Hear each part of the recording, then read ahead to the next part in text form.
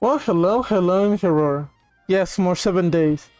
I'm your host with nothing to show, gaming and yelling. Welcome to another stream. Sorry I woke up a little late. I just woke up like about 10 minutes ago and I had to do some stuff real quick before. I had to check my emails before I did anything else. What else? I got 3 pesky pounds that I'm trying to lose. Man, I still fucking 3-4 pounds. I still trying to get them away, but not working, you guys. I reached 178, 179 for like about a day, and then like the next day I gained 5 pounds, and I'm like, God dang it!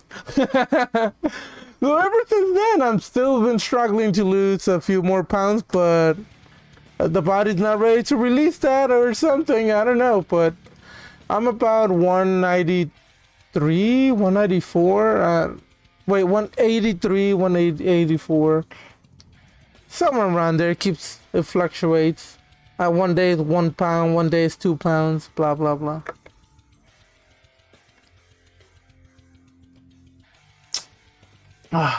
Water. It's delicious.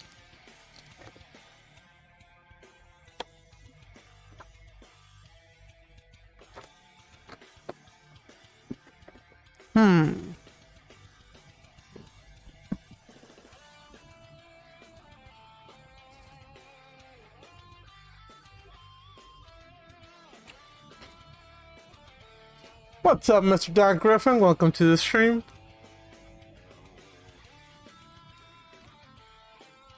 It's always nice to see you, Doc. One of my most favorite people out there in the interwebs. What am I gonna do? I'm gonna play some League of Legends first, and then we'll play some 7 days. In case Monkey wants to play with me, or Boomer, or anybody else. I don't know.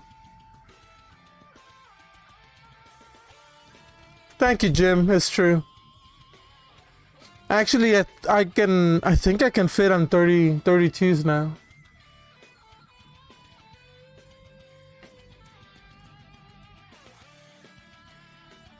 Did I say that I can fit on 32s? I have only one pair of 30s. Only one pair. On my waist, it won't fit. But if I put it just a little bit above my waist, I can fit it and close it. Hi, Doc. Well, hello, but I don't think it's going to work out for you if you admit that we're friends on the interwebs. Whatever. People don't like that for some reason. Well, we better not be talking about drama. But, I don't know. Isn't that the only thing that the interwebs exist for? I hope not. I usually try not to talk about that stuff. And have better things to talk about, like video games or movies or just cool things in life. Or bad things, I mean. Did you see that, speaking of movies, how bad Matrix 4 renovations or whatever the fuck it is. How bad it crashed and burned? No. Oh yeah. It got beat by some Disney kids movie. That What? wasn't even an animation. What Disney movie? I'm trying to think. I'm gonna have to look it up. Damn it. I found out that apparently for 2 days, Pokemon Go did expanded the trading distance on the 25th and the 26th Uh-huh. to 40 kilometers. That's a pretty huge expansion. Well, yeah, because normally it's 300 feet. God damn. Yeah, I didn't know it. Then again, I was doing other shit, so Right. let's see here.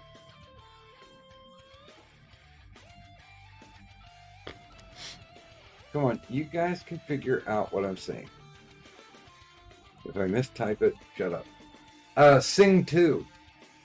Oh, well, I heard that. I mean, I saw Sing, and it was fucking very pretty. It was a very, very cute movie. And I heard it was like a big, really nice cast again from a lot of really good like singers and actors who went into Sing 2. I haven't even seen 1, but you know, Oh, you got to. It's a really good movie. It's really cute. I kind of steer away from the Disney live action ones. Well, it's not live action. It's this 3D animated. Oh, is it? Yeah, both of them are 3D animated. Well, that one raked in 22 million over the weekend. Uh-huh. Where Matrix Insurrection, whatever the hell it is, made 12 million. That's it. You know, to make it easy for you, just say Matrix Anal. So. Anal 4. Yeah, exactly. I regret watching it because that's, time I'm never going to get back. Oof. I mean, I was never a Matrix fan. The concept was really good, the idea, but I don't know. I was never a fan of none of the Matrix movies. Well, to me, 1 kicked ass. I saw it in the theaters in like 85. Uh-huh. They're taking almost a 40-year-old property. And Neo looks like he's been through it. If he was supposedly hidden in a video game, Mm-hmm. then they didn't really hide him that well because he aged bad. Yeah, he's not aging good. Carrie, what's her name? She looked okay. Yeah, I mean, yeah, another like super older woman, but she can pull it off though. I mean, if you add a couple of pounds of makeup, but I mean, look at RuPaul. Holy shit, with makeup, she looks like she's in her fucking 20s. Well, maybe 30s. And isn't that bitch like 60 or something? Yeah, she looks like she has a degenerative bone disorder now. I think, unlike you, I think that her putting on weight would be a good thing. But once again, because we were talking about this BTS about having to go into the mind of the kid that you were and trying to defeat that fucking kid. Mm-hmm. Because mine always saw me fat. Yep. And women always bitch about how, when we look in the mirror, we see a lot more there, and when men look in the mirror, they see it's perfection. It's like, no, that's not the case. If you were raised and teased as a fat kid for most of your life, you're gonna keep seeing that fat kid in the mirror. But to be fair, like even when I was a little kid, I wasn't really fat. I was just an average kid, and as middle school and whatever, I was still like just a little chunky. I was built like a fucking tank, like. Not till I got older, like in my 20s after school and all that, then I got a little fatter and all, but even like that, I would never feel bad about myself or about my weight or whatever. I was never really like, I mean, I was self-conscious, especially when I've been with like thin guys and You know, thin guy has like a fucking six pack and a perfect body, and I'm like a chubby guy. Even though there's millions of people who are fucking supermodels who are into chubby guys or girls, you know, so Well, it's not a thing for them, you know. well, now here's a question that I ask out of ignorance because I certainly don't know. And before you ask, hi Disky. Hello. Hey, Doc, What's why going do you on? sound like you're 8 miles away? and you sound like you're 80 miles away. What the hell? He got you there, Why, Disky. why is everybody so low in the circle? Check your settings. It did. My user volume for him is like like not even on 90%. Well, if he gets closer to the mic, then yeah.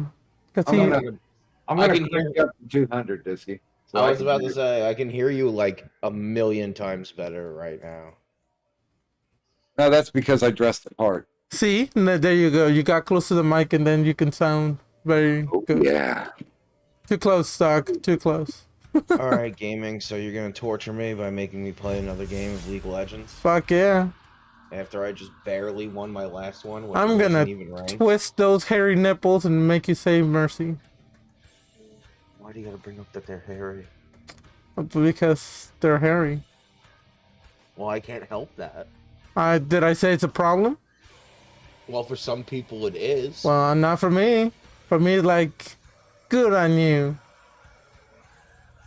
The only thing I can think of. You're That far was away good. again. I know. I'm trying to I- get my. trying to get my Yeah, can- but I can hear him so much better now, so I can actually understand what he's saying. Well, I'm trying to get my cans on so I can actually put the mic up close. Mm. Only for you, gaming. Yay! I'm special. Ed. No, Ed's his own kind of special. Yeah, I still love the boy. I haven't seen him for a while. Yeah. God damn it, my win rate went down again. 60% again. With Zillion. See if I can. Have to wiggle it. Just a little bit. I just played Garen mid, You psycho. and I won after losing. Dude, I played Janna support so good that at least 3 games showed that I was the fucking ADC. Same thing with Brand, and same thing with Tom Kench. God damn it, dude. It's working now. Yay. Goddamn audio device detected, of course. I Anyways, just keep. There we go. go for it. Okay, I'm set up. Okay, so we were talking about being a fatty mode, and you said you had a question. Yeah, just completely out of ignorance, I'll ask. Do you think the stigma is much more difficult being gay than it is being straight as a kid? Yes. I mean, because I don't want to, bomb somebody out by saying, hey, that's I don't know what you say, culturally, because technically I've gotten past the whole sexuality thing, and it's legit cultural. Because there are things that I learned. I dated a fag hag for about 10 years, and it was a different world when we'd go to the clubs and shit. All the time, it was something completely different. And yeah, different rules, so to speak. So yeah, I just always wondered that. That was always weird to me. Happy night. What up? Speaking of cultural diversity, it's Pinoy. Black eye. Okay, hold on before you say anything. So, I mean, being gay as a kid in the 80s, 90s, 60s, whatever, of course it was way harder. Because like me, when I was trying to look for like a significant other, let's just say boyfriend, I mean, everybody around you is fucking straight. You don't know who's gay or bi or curious or whatever will want to be with you. guys can just go up to any girl and be like, hey, do you want to hang out? Do you want to chill? And they'll be yes or no.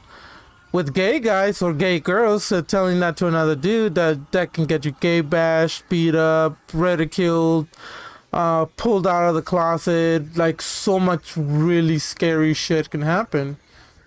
Well, because that shit, unlike today, really existed. Yeah, You know, now you get a it's beat not as down. bad, yeah. Ah. Hey, Doku. But yeah, but like you had like gay bars where like you could pick each other up. Like, Not when you're like 14, 15, 16, okay? That doesn't exist. Yeah, there wasn't Grinder around, to where well, you yeah, could I make mean, the like, field safer. yeah, when I was in high school though, like you knew who the homosexuals were, right? Like you just knew. You know, Yeah, like, the but homosexuals. but people like me, who in real life you can't tell that I'm a homosexual, and I'm not into flamboyant men. I'm into men.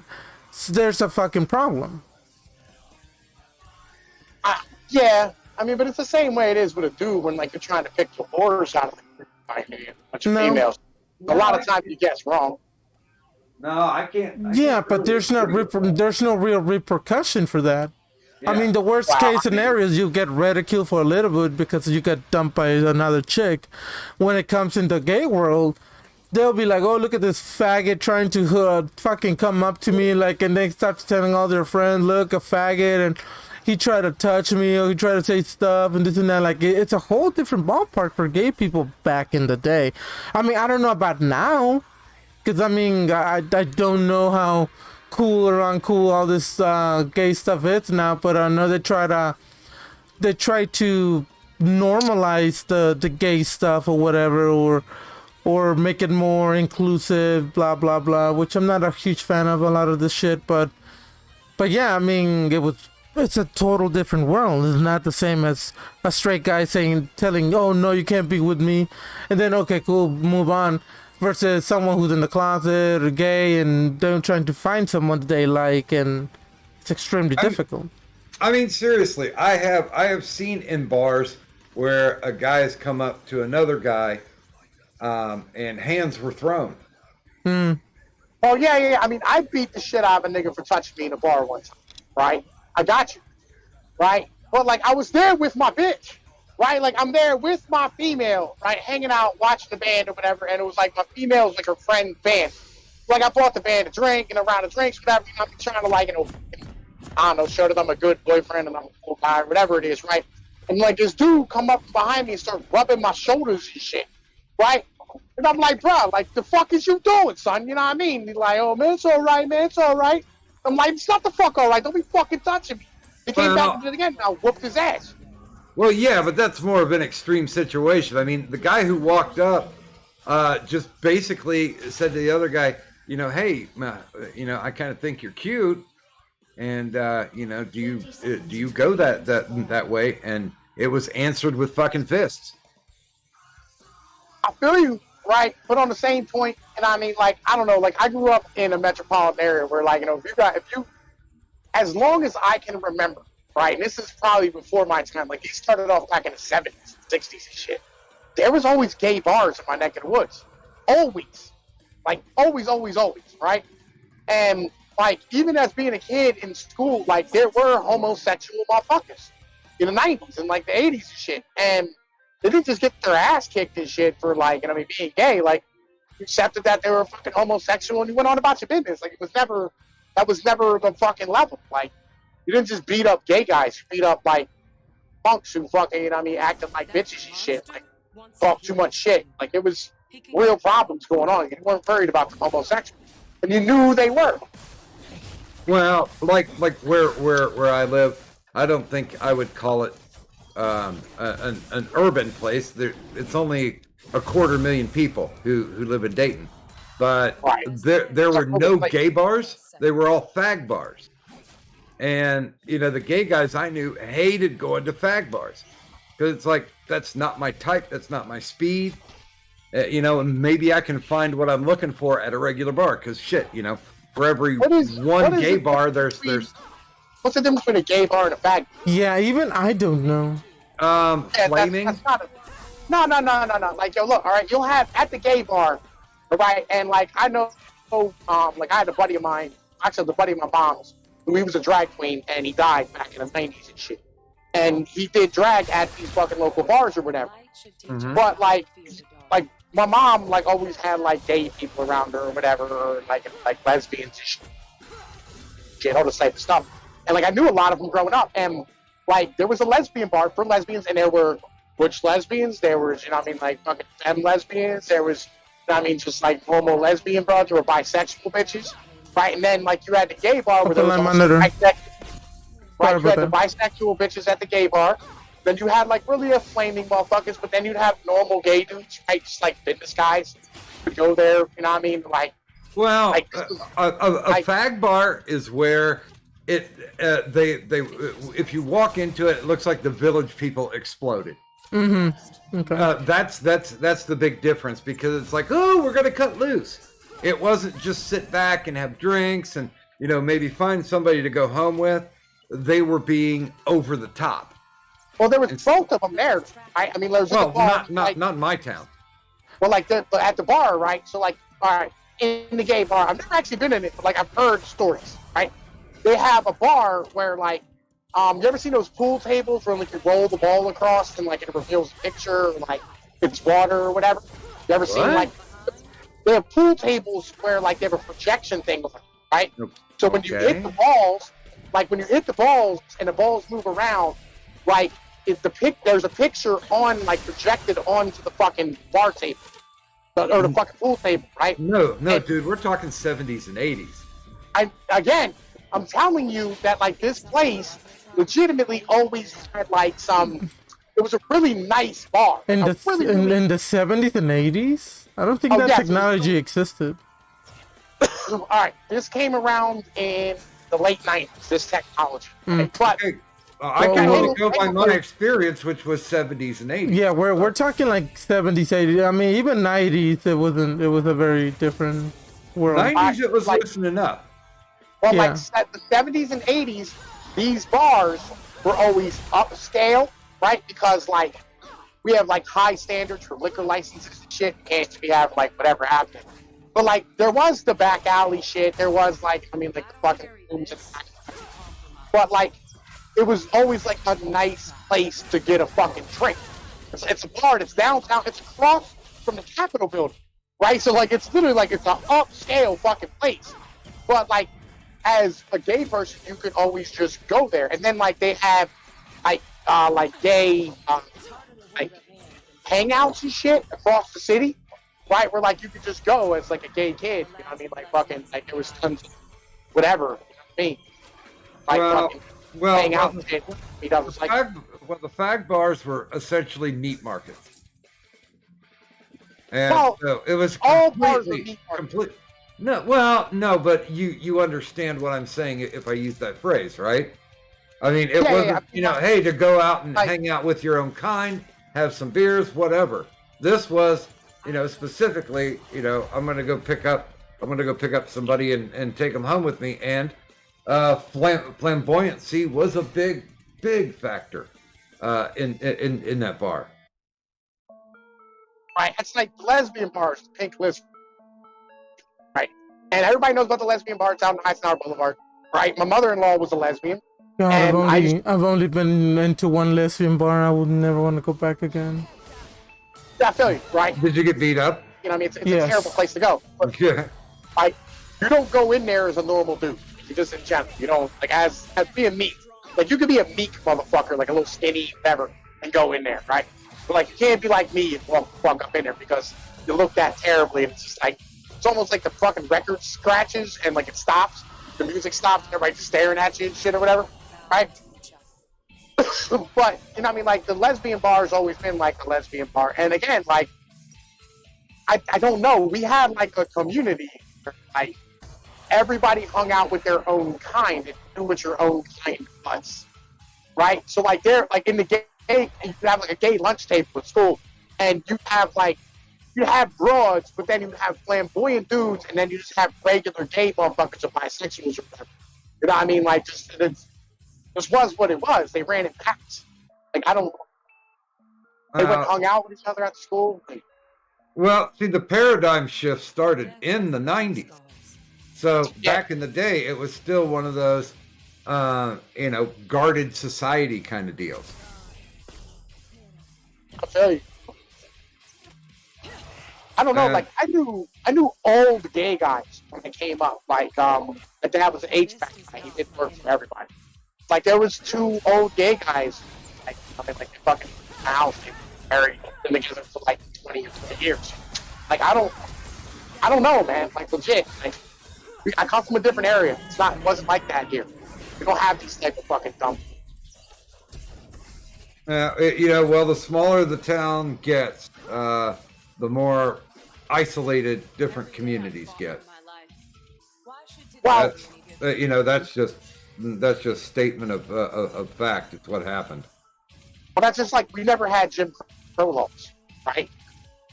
Like we never had like any like the same bullshit problems the rest of the country did. Like, we just didn't have those issues, right?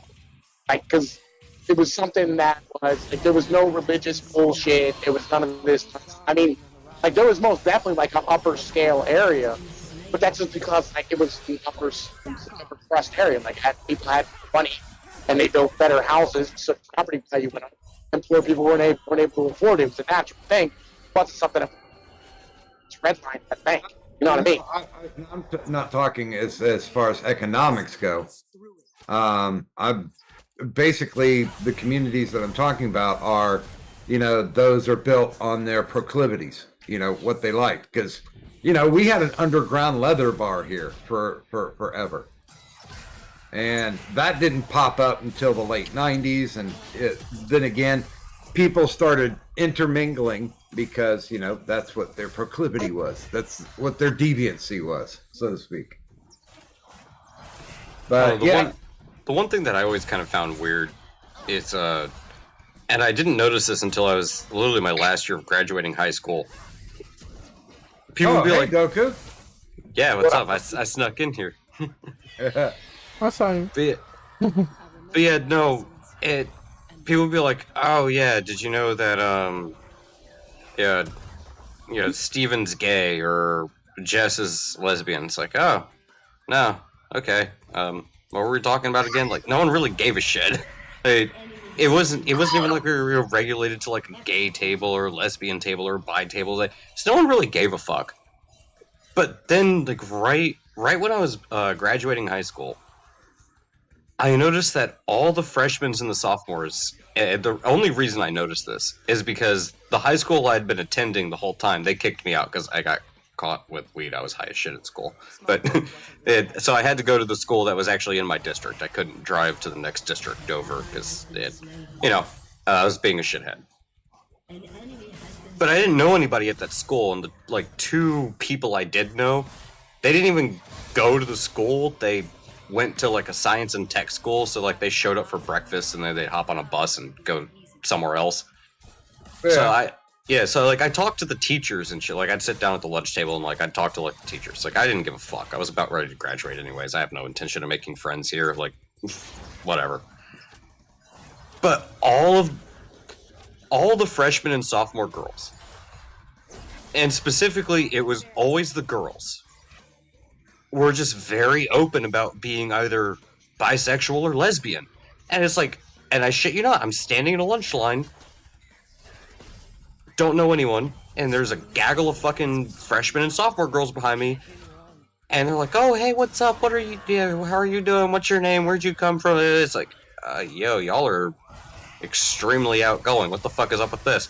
And they're just all about like this whole, I'm gay, I'm bi, I'm lesbian. It's like, I don't really care. I don't need to know this. Like, when the hell did this happen?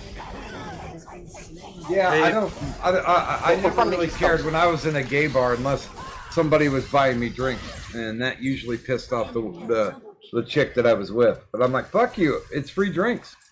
They can hit on me all they want. Keep filling up those Long Island iced teas.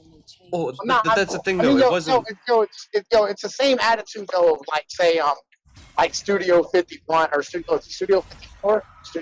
Yes. 54. Right. Yeah. It's the same kind of thing, right? So like me and Doku, we grew up in areas where like these type of things were normalized in the fucking 70s. So like if this type of shit didn't exist after them, right? Like the bad vibes about all that shit just didn't exist. Yeah, as no a one whole. cared. Yeah, no one gave a fuck ever. Like, you could- like, That's there why it was so weird. Well, that's why it was so weird to me because it's like, yeah, okay, hi, my name is Sally and I'm bisexual or I'm lesbian. All right, I don't care. Why do you need to give me? Am I supposed to treat you differently? Like, I really don't Yeah. care. Why are you giving me this information? Here's another different thing that you both are missing. When straight people talk about gay sex or gay men, ew, that's disgusting, it's gross, blah blah blah. Lesbians are hot. So there's another fucking thing that you're missing in the story. I guess. There's a dichotomy to it where they're like, ew, two men getting sweaty and fucking, but oh hey, look at those two Look chicks. at I don't lesbians, care. oh hell yeah, it's sexy. Yeah, and there's a huge difference. Yeah, And look, maybe- that's maybe I'm weird because I that's don't because give a in fuck. general, No, in you are general- weird, but that's okay. No, because in general, women are softer, prettier creatures. Right? That's That just your has a- opinion, you jackass! That is completely your opinion and bias. No, it's not. It's not. You Oh, all it's know not. they're- Okay, gotcha. Like, they're softer, like, prettier fucking creatures. Like, they are. No, In they're general. not! No, they're fucking not! Women are fucking ugly and disgusting. Some of them are. All of There's them. big fat- All of them. You know, and you being- said that Okay. you've been to a lesbian bar. Come on now. Yes, That some of them- disproves your statement right there. Because not all of them. Matter of fact, the majority of them are not lipstick lesbians. I know. Like, and most lesbians are frumpy, terrible, awful people as a whole. Like, they're just awful human beings. Right? But that's not the fucking point. The thing is, like, women in general are dainty, smaller, prettier creatures. Like, it is what it is. That is just a fucking retarded opinion. 100% completely retarded opinion. That's It's not- If we're going to be That's totally talking about subjective. biology, if we're going to be talking about biology from a scientific standpoint, a social standpoint, women are supposed to be they're supposed to be the softer, more approachable ones because they're supposed to not only have the nurturing capacity, but they're supposed to be the mothers. They're supposed to be the ones that kids feel comfortable around. They're also supposed to be the ones that if you're of a childish mindset, if you piss them off, getting involved in that. It's like, nah, I'll stay outside, you rake some leaves or some shit. Like, nah, mom's the one that's really gonna fuck your day up. But for the most part, yes, women are kind of the softer, prettier ones because Again, if That's you want the to say role- soft, that's the role. if you want, no, you're saying it wrong. You meant to say the weaker ones, not the I fucking wouldn't- prettier ones. I think men are fucking prettier. but you're attracted to different things then. Yeah, no Talking shit, about- I'm not Sherlock. talking on the Again, terms- we're talking I'm not- about I'm not opinions. talking in terms gaming. I'm not talking in terms of sexuality though, and what you're physically attracted to. I'm talking in terms of from a societal standpoint. If you were to look at what you would be sexually attracted to, the guy with the beard and the muscles and shit. That's not the most approachable person in the world because you say the wrong thing. Yeah, that dude's probably gonna fucking break my jaw. That's your opinion again. You don't get the same vibe, but I'm talking from a societal standpoint gaming. You're not going to get that same she's, I don't know, maybe an MMA fighter, and even then that could still be argued. But physiologically, we're different because we fill different roles within society. And I think that's the point Pino is trying to get at, is that women generally are the ones that people find more approachable because they look softer, they look prettier. It's like, if I say the wrong thing, she's going to chew my head off, but she's not going to chop it off, hopefully. Maybe. See, and again, that's an opinion. I'm gonna fucking Yeah. disagree with what you're saying completely. Oh, Yeah. all right, that's fair. I mean, Yeah, I think that's very much using subjectivity, because in our fair brains we've always been taught that women are the submissive ones. Therefore, they're going to be petite and mousy and reserved and all that shit.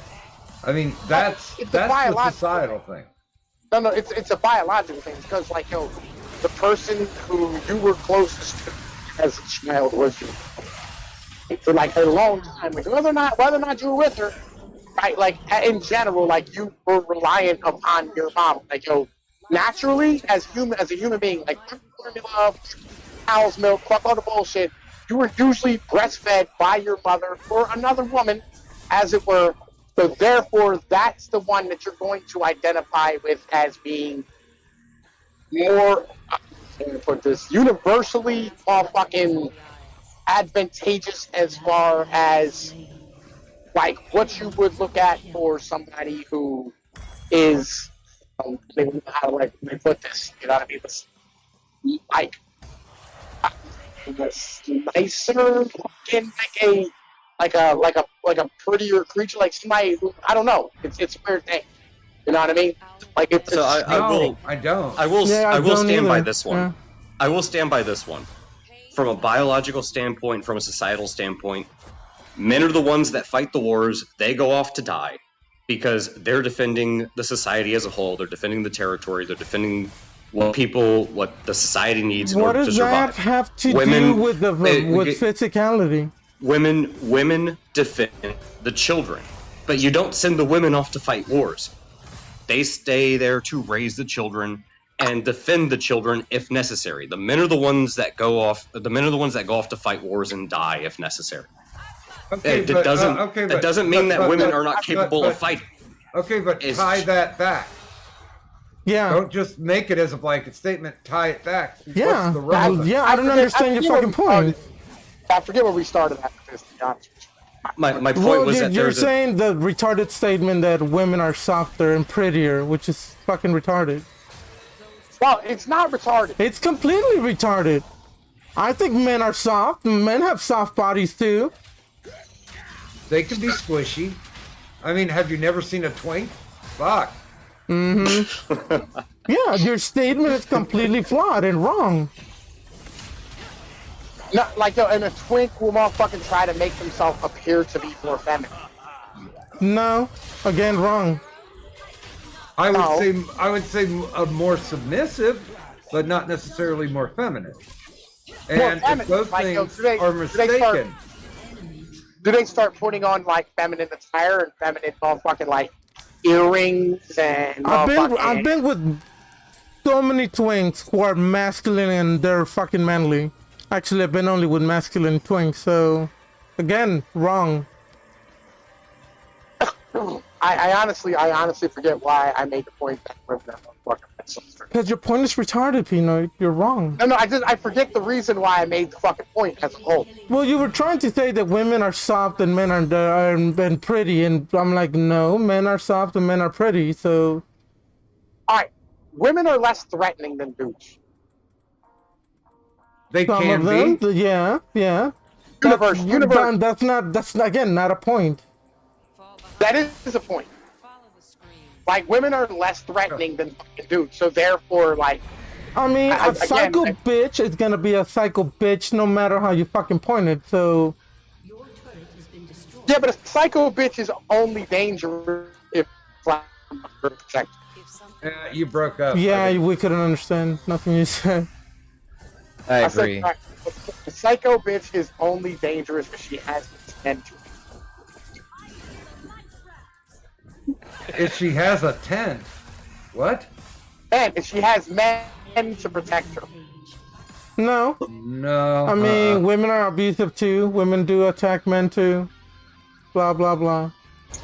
Yeah, but it's, again, you can lay a bitch the fuck down if there's not a dude there to motherfucking like stop going somewhere to like have retribution.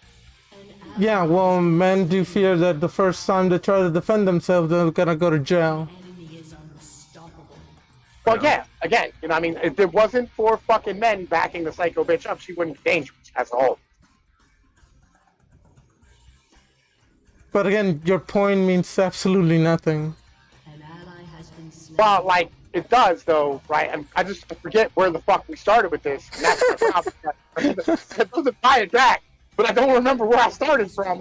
Right? I'm just, like, making the argument that, like, all right, so dudes as a whole, you know what I mean? And, I mean, like, yeah, there's a lot of sissy dudes out here who are bitch me. I get that, right? But, you know what I mean? Like, as far as, like, beauty is concerned, right? Like the male form in general is not like a beautiful thing. Like, it's not. Yeah, because you usually say handsome.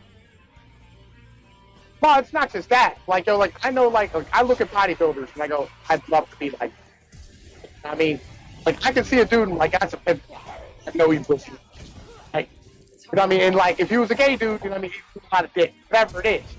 Right, but on the same point, like I know like he's sexually attractive in general, right? Because like that's a known thing. But being pretty, he's not, right? He's not pretty. Like a flower's pretty, sunset's pretty, right? Like yo, dudes are not pretty, but a female Gaming and yelling can is. be. Gaming and yelling is not. Fuck you. Shit, I'm pretty sure some of your women I've seen. Probably. Oh, right? so I'm But, not like, pretty. Gaming, I just figured it out. That's the reason they didn't like you in the lesbian bar. You were the prettiest person there. Right. That's kind of the point. That was kind of the whole fucking. That's it. Nothing more. Well, Right. that's the thing. Both the male and female forms serve a function, and like, yeah, we would consider gaming wouldn't, but we would consider females Fuck you. to be pretty. but it's good that gaming's here because he can give the contrasting opinion where it's like he doesn't find women pretty, but or not sexually attractive, but he finds men attractive. It's because, again, both forms serve a function. Well, Men aren't built the same way women are because biologically we're made to serve different purposes in larger society. That's just the way it is. how many times have you heard women called the softer sex? I mean, that was a phrase that's been around ad infinitum. It's a social teaching that women are weaker when all men who are actually men who know things and have taken time to do the dating circle and all that shit, we know that they're more dangerous than any man we could face in a fist fight. Well, You're I'll not- just that's say, not, that's not, all right, look, that's not true. All right? That is It's not- completely true. It's not true in any way, shape, or form. Oh, yes. All right? On average, a dude is 3 times stronger than a female. On I'm average. not talking about physical strength. I'm talking about being dangerous as a person. I can't tell you how many times I've had buddies that have ended up in jail because their bitches called the cops on them, and that's where they spent their time because they always believed them. So I don't believe in the soft. She's not dangerous. The government is. Oh, fuck you! Don't start this conversation. Yeah. I This is again so agree. douchebaggy. Yeah, Doc, yeah, Doc, you know, Doc, I'll this say is- this much. I'll say this much. If I got in trouble, I know at least like my dad's gonna fucking spank. He's gonna get the belt out, and it's like, yeah, this is gonna fucking suck. But at the end of the day, yeah, I get the belt, and then I'm gonna have to do all of his chores for the next week and a half, and go outside and rake leaves. If I piss my mom off, I have no idea what the hell she's. I would rather piss my dad off than my fucking mom. Like, Yeah. And so, I mean, when you say the softer sex, I mean, if you're a random person, if you're not part of the family, yeah, I'd be more afraid of the dad. But if you're the son or the daughter, I'm more afraid of the mom. It depends on the relationship. I don't remember, dude. I don't remember any time growing up in the projects where we were more afraid of what somebody's mom was going to do to us as opposed to what dad was going to do. Well, dude, do you remember the one video where the kid in Baltimore was protesting and do a bunch of stupid shit for Black Lives Matter and all that crap, and then his mom freaking walks in and grabs him by the ear, like starts smacking him across the head, like, what the fuck do you think you're doing? Yeah, yo, your dad's not gonna do that. Your dad's gonna walk in and be like, yeah, you're a fucking idiot. But he's like, you know what? I'll let the cops deal with you. Now, mom's gonna come over there and start smacking you across the head and make you look like a freaking fool on national television. If you're a son or a daughter, you're more afraid of mom. If you're some random nobody, you're more afraid of dad. Okay. Up to a certain age, right? Oh, I mean, yeah, like, yeah, fair enough. once you hit the point of like 10 years old, you should be afraid of your mom, right? Because like you can defend yourself with your fucking mom. That's kind of the point. It's like after 10 years old, as a dude, even your own mother no longer has the ability to harm you physically, right? Your dad's the one you got to worry about, and that's kind of the whole premise of this. Like, look, females aren't dangerous by themselves. The fucking society around us that fucking, you know what I mean, that worships females are the ones who are fucking dangerous. That's the goddamn problem. Yeah, but still, women move their finger and you're fucked. There's more of a chance that if the woman moves the finger, you're fucked than versus if a guy moves the finger. I agree. Like, I made, all right, so, you know, I put out a video fucking this weekend Of course you did. about Aaron Clary, right? And I made the argument that as a dude, like, you can't really be held responsible for how your children return, right? You're cutting Because of the off. fact that, can you hear me now? Yeah, of course. Every time you fucking say that. You hear me now? Right. But, like, I pissed off the whole red pill community and most of the dudes because I said, look, you know what I mean? Like, our society is at the level of where you really don't have a lot of control and you can't be, like, held responsible for what happens to your children, like, long term. Because, like, yo, they're indoctrinated in the system 8 hours a day for fucking 13 fucking years. Like, yo, they're fucking propagandized in every form of media every fucking day. Like, how could you stand here and go, man, listen, like, yo, it's your fault how that kid turned out? I'm like, no, you really can't. You know what I mean? It's not your fault. You know what I mean? At the end of the day, like, you kind of got to deal with the circumstances that you're really living in rather than in this mentality of, oh, you know, fucking, you should act this way. That's actually a valid point. I know a lot of people would say like, "Oh, this person, this kid did a bad thing." It's like it must be the fault of the parents. No, not necessarily. You could say maybe it is. Maybe it's a product of the environment. Maybe it's the fault of the school system. Who knows? It could be the neighborhood. Yeah, I mean, but there is to what you were saying. Well, Go ahead. To what you were saying though, it's essentially because we have a state-run education system. If you want to actually be a parent, you're essentially fighting for control, where it's everything that you do as a parent and educating your child. Because as the parent, it should be your job above the state more than anything else to actually educate your child and teach them how to be a successful, competent human being. Not the job of the state. So you're basically in direct competition with what we call public education. So if you're even a step behind, yeah, you run into the problem that you're talking about, where the school can easily teach your kid, like, because of this you're a thing, or because of that you're a thing. And if, as the parent, if you come in and try to say like, no, well, then you not only have the kid giving you pushback because they go to school and they get pushback based on what you're trying to tell them, but you have the school come at you with the backing of the state as well. I mean, it was only, a couple of months ago where people giving the school boards pushback, they got them branded as domestic terrorists. And by the way, I live in that fucking county, so I don't want to hear anybody say, like, no, that never happened. I fucking live here, and I can guarantee you, I live just down the street from a fucking high school, and yeah, I heard kids at fucking 11 at night yelling, fuck Donald Trump, all this other shit. They don't have any fucking parents. There's no one out there doing anything or saying anything. That's the type of shit you're competing with. If you want to be a parent who's going to raise a competent, fucking emotionally stable adult, it's an uphill battle. Hey, Doc. Yes, sir. You saw how the whole conversation derailed? Yeah. I was just talking about how men are softer and prettier, and they're talking about parenthood and schools and no control and That's because it's easier to talk about this shit in societal terms and not just break it down from IRL. Well, this is what I've seen in my life. You guys need to really stop hammering fucking talking points. You need to be able to say what you think and what you feel about a certain situation or topic without having to run into these bullet points, guys. Come on. yeah, I agree. I just told you what I saw and what I've seen. I mean, I fucking got woken up in the middle of the night to a bunch of kids fucking yelling, fuck Donald Trump, walking down the damn street.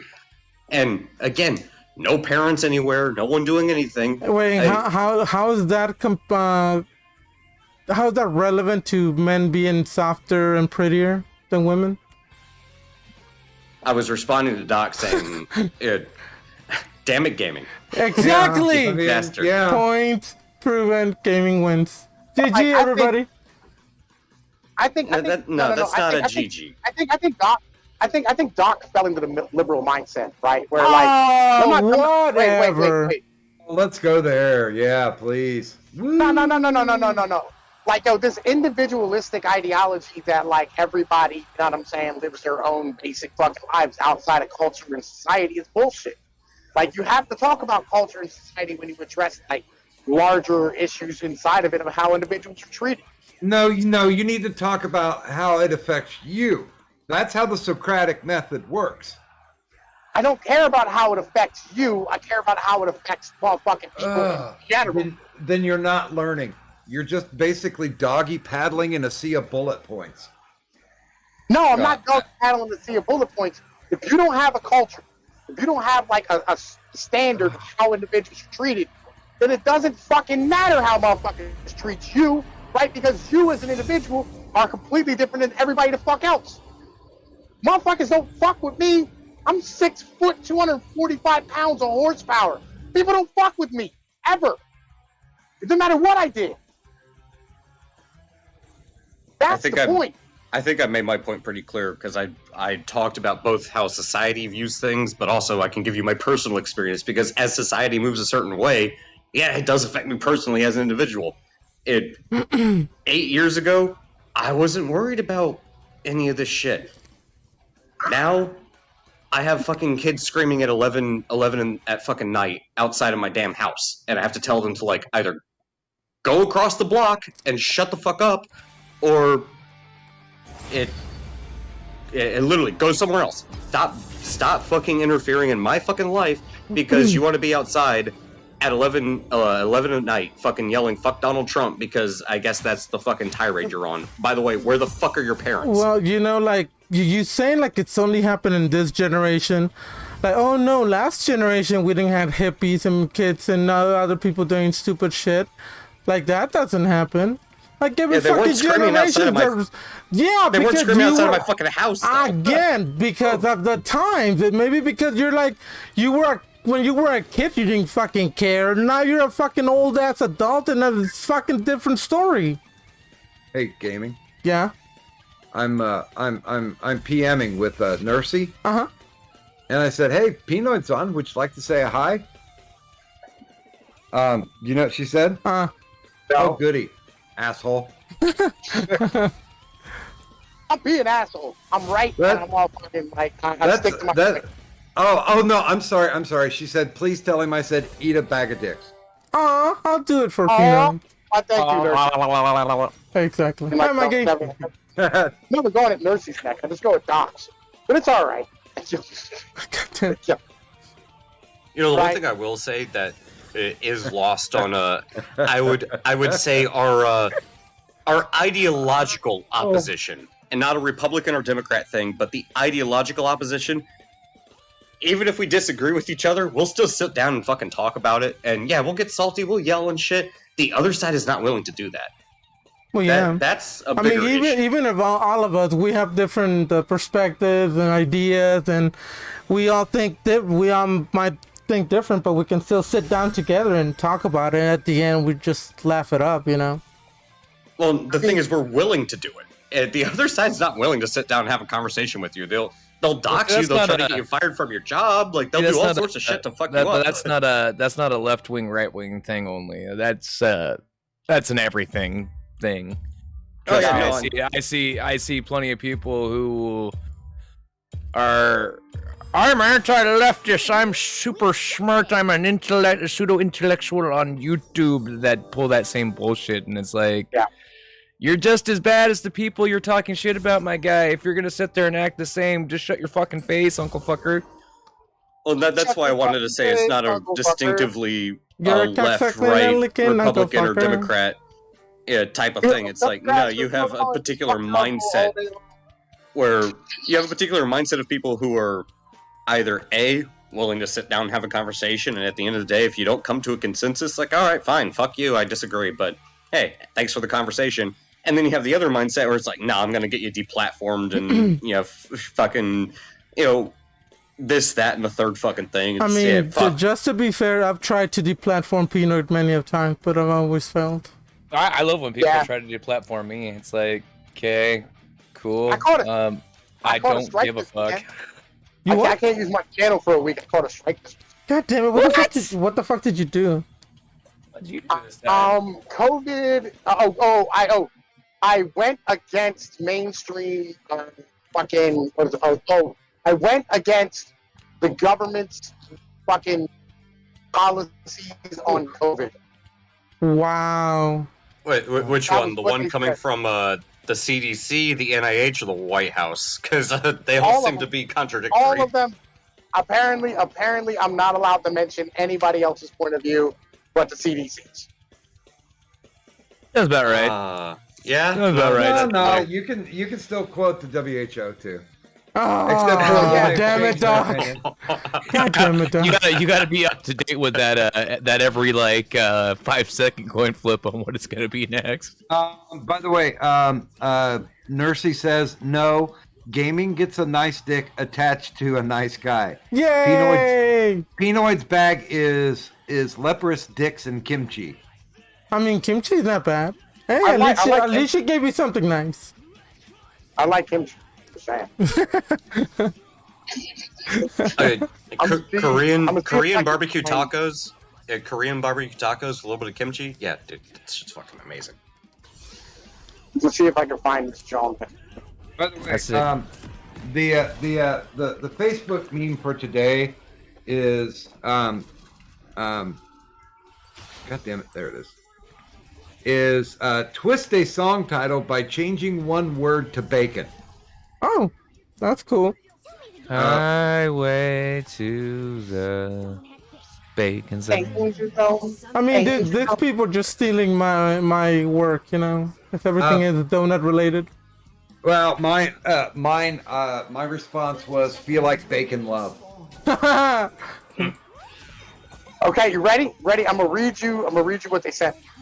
Right? YouTube doesn't allow content that explicitly disputes the efficacy of local health authorities or World Health Organization guidance on social distancing and self-isolation that may lead people to act against the guidance. Well, wait. At the beginning of this whole pandemic, quote unquote, didn't Fauci say that masks were not effective in fighting? No, look, I'm just saying. Viruses? I'm just letting That you know. was then. That was then. This is now. Yeah, I'm letting y'all know. I'm letting y'all know like what happened to me, so that y'all don't have to go through the same shit. You know what I mean? Just in case. I mean, if it would happen, I'd just vacation, Nobody watches my show that late at night, so nobody gives a fuck. Yay! Yeah. I'm sure the Who's still awake. I was smacking up this dude named Miles Mathis, who's an anti-Semite, right? You know what I mean? Explaining how like Jews are not to blame for fuck problems, and apparently YouTube doesn't like that. Wait, so YouTube doesn't like you defending the Jewish people and not? Wait. Yeah. Yeah. Okay. YouTube. You got something you want to tell us? Susan Wojcicki hates herself. Just saying. Well, we all know what the real issue is. It's the rules for me, not for thee. Do as I say, not as I do. Type of absolute fucking nonsense. We're not CNN or MSNBC, so we're not allowed to say certain things because, God forbid, we actually might be right. Well, Yeah, I know. YouTube stopped being a freedom of speech platform, 7 years ago? Come on. There you go. I mean, take it with a grain of salt. Go someplace where they don't necessarily fuck with you. Hell, Crowder got struck again, and he's not allowed to broadcast until next year. So Jesus Christ. he's just running on Rumble right now. And I'll just say this much. YouTube would come after us for saying something that they don't like or disagree with. They won't go after CNN for saying it. And CNN happens to be the same news organization that not only got the story about Nick Sandman wrong, they got sued for millions of dollars and settled out of court because of it, because they couldn't watch 2 minutes of a fucking Twitter video that all of us saw.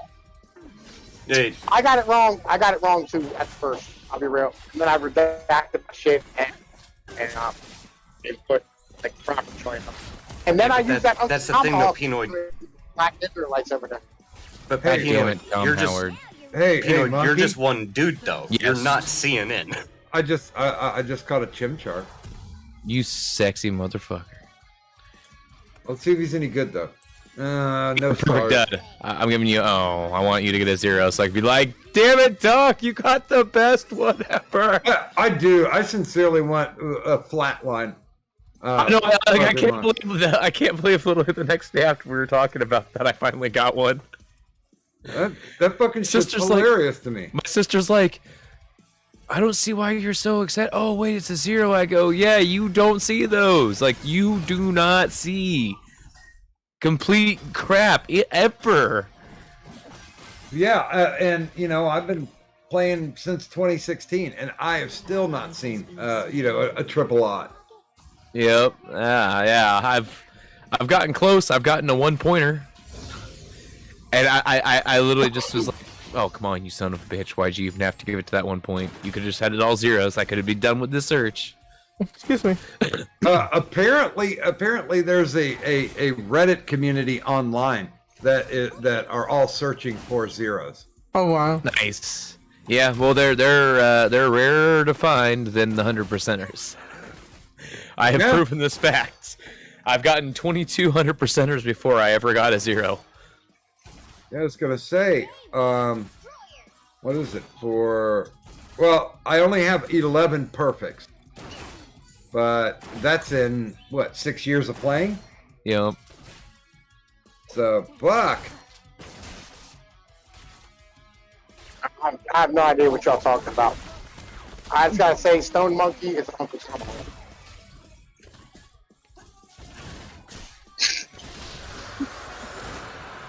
I got nothing. Yeah, Yeah, I got nothing. I got nothing. Yeah, it me was too. going somewhere.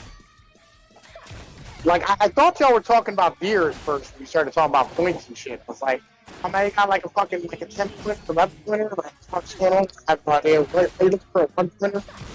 We can talk beers. I'm not a big beer drinker, but I mean, Yeah, I don't Beer. get beer, man. Beer. I just it's a Beer. waste of time. Beer. Oh, Yeah, it's like yeah, the dough. beer.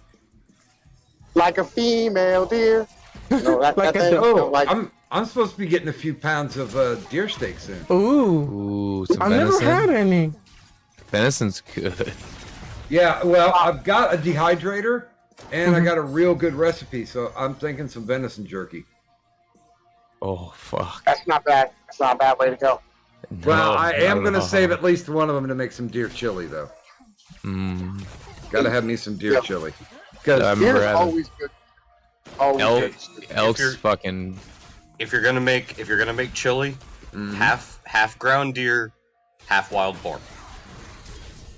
yeah, I'll just go down to the wild boar store and pick some up. Yeah.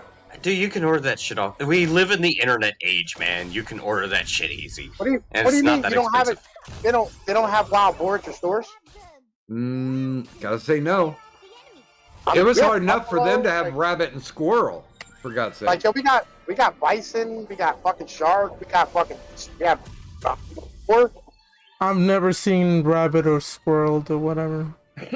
Well, You're it's not the allowed Midwest, because you're you know. not allowed. You're not allowed to sell fucking rabbit. In Ohio, they sell rabbit all the time. No, we're not allowed to sell rabbit. Like, I've never seen. Ohio has lost all of its faith in humanity. So, yeah, you'll be able to find rabbit and squirrel. Actually, I can buy rabbit from the Harris Teeter around here. Unless they changed something, I'm not aware of it. I've never seen rabbit. I've seen like fucking groundhog, squirrel, and fucking bison, snake. Like, you can get all those things. You get them at the grocery store. Yeah, no, dude, we can get rabbit. I think they were selling gator. I don't know if they can find it now, but yeah, you could get rabbit, you could get gator, you could get bison.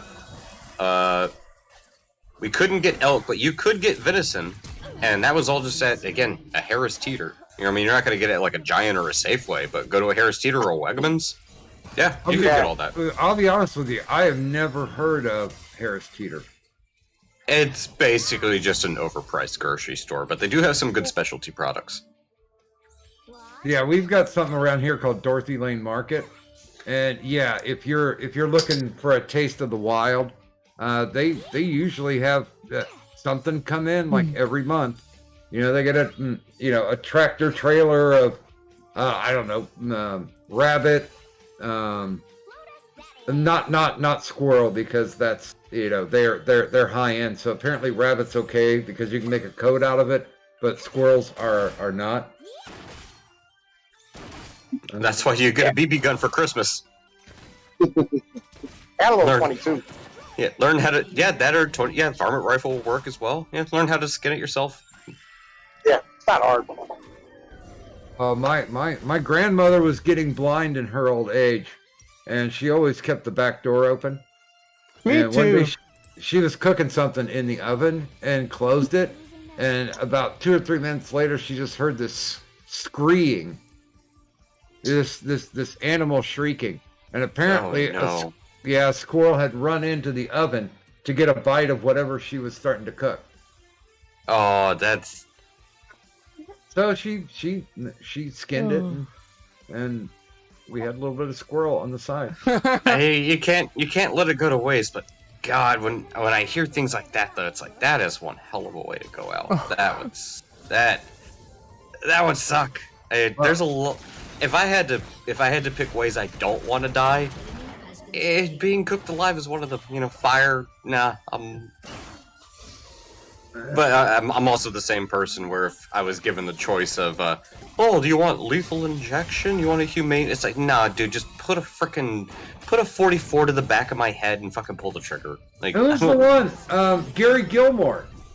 He insisted, where he was in prison and got the death penalty, he insisted on firing squad.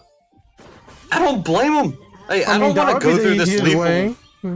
Yeah, I don't want to go through this lethal injection shit or the electric chair or whatever quote humane way you have of killing someone. I mean, Dude, I don't just know how a wheelchair put the gun.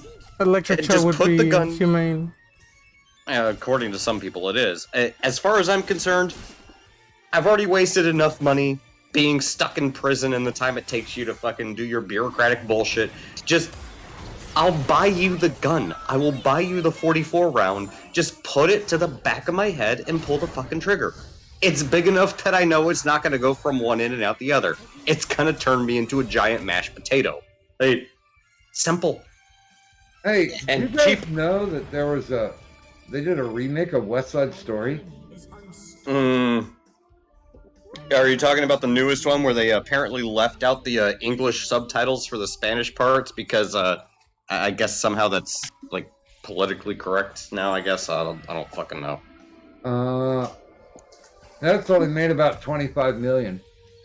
Yeah, that's the Spielberg one, and the reason. Well, first off, nobody gives a fuck about West Side Story at this point in time. Like, if you haven't seen it on Broadway, like, no one gives a damn. You're not gonna go watch the fucking movie to begin with, so that's already dumb.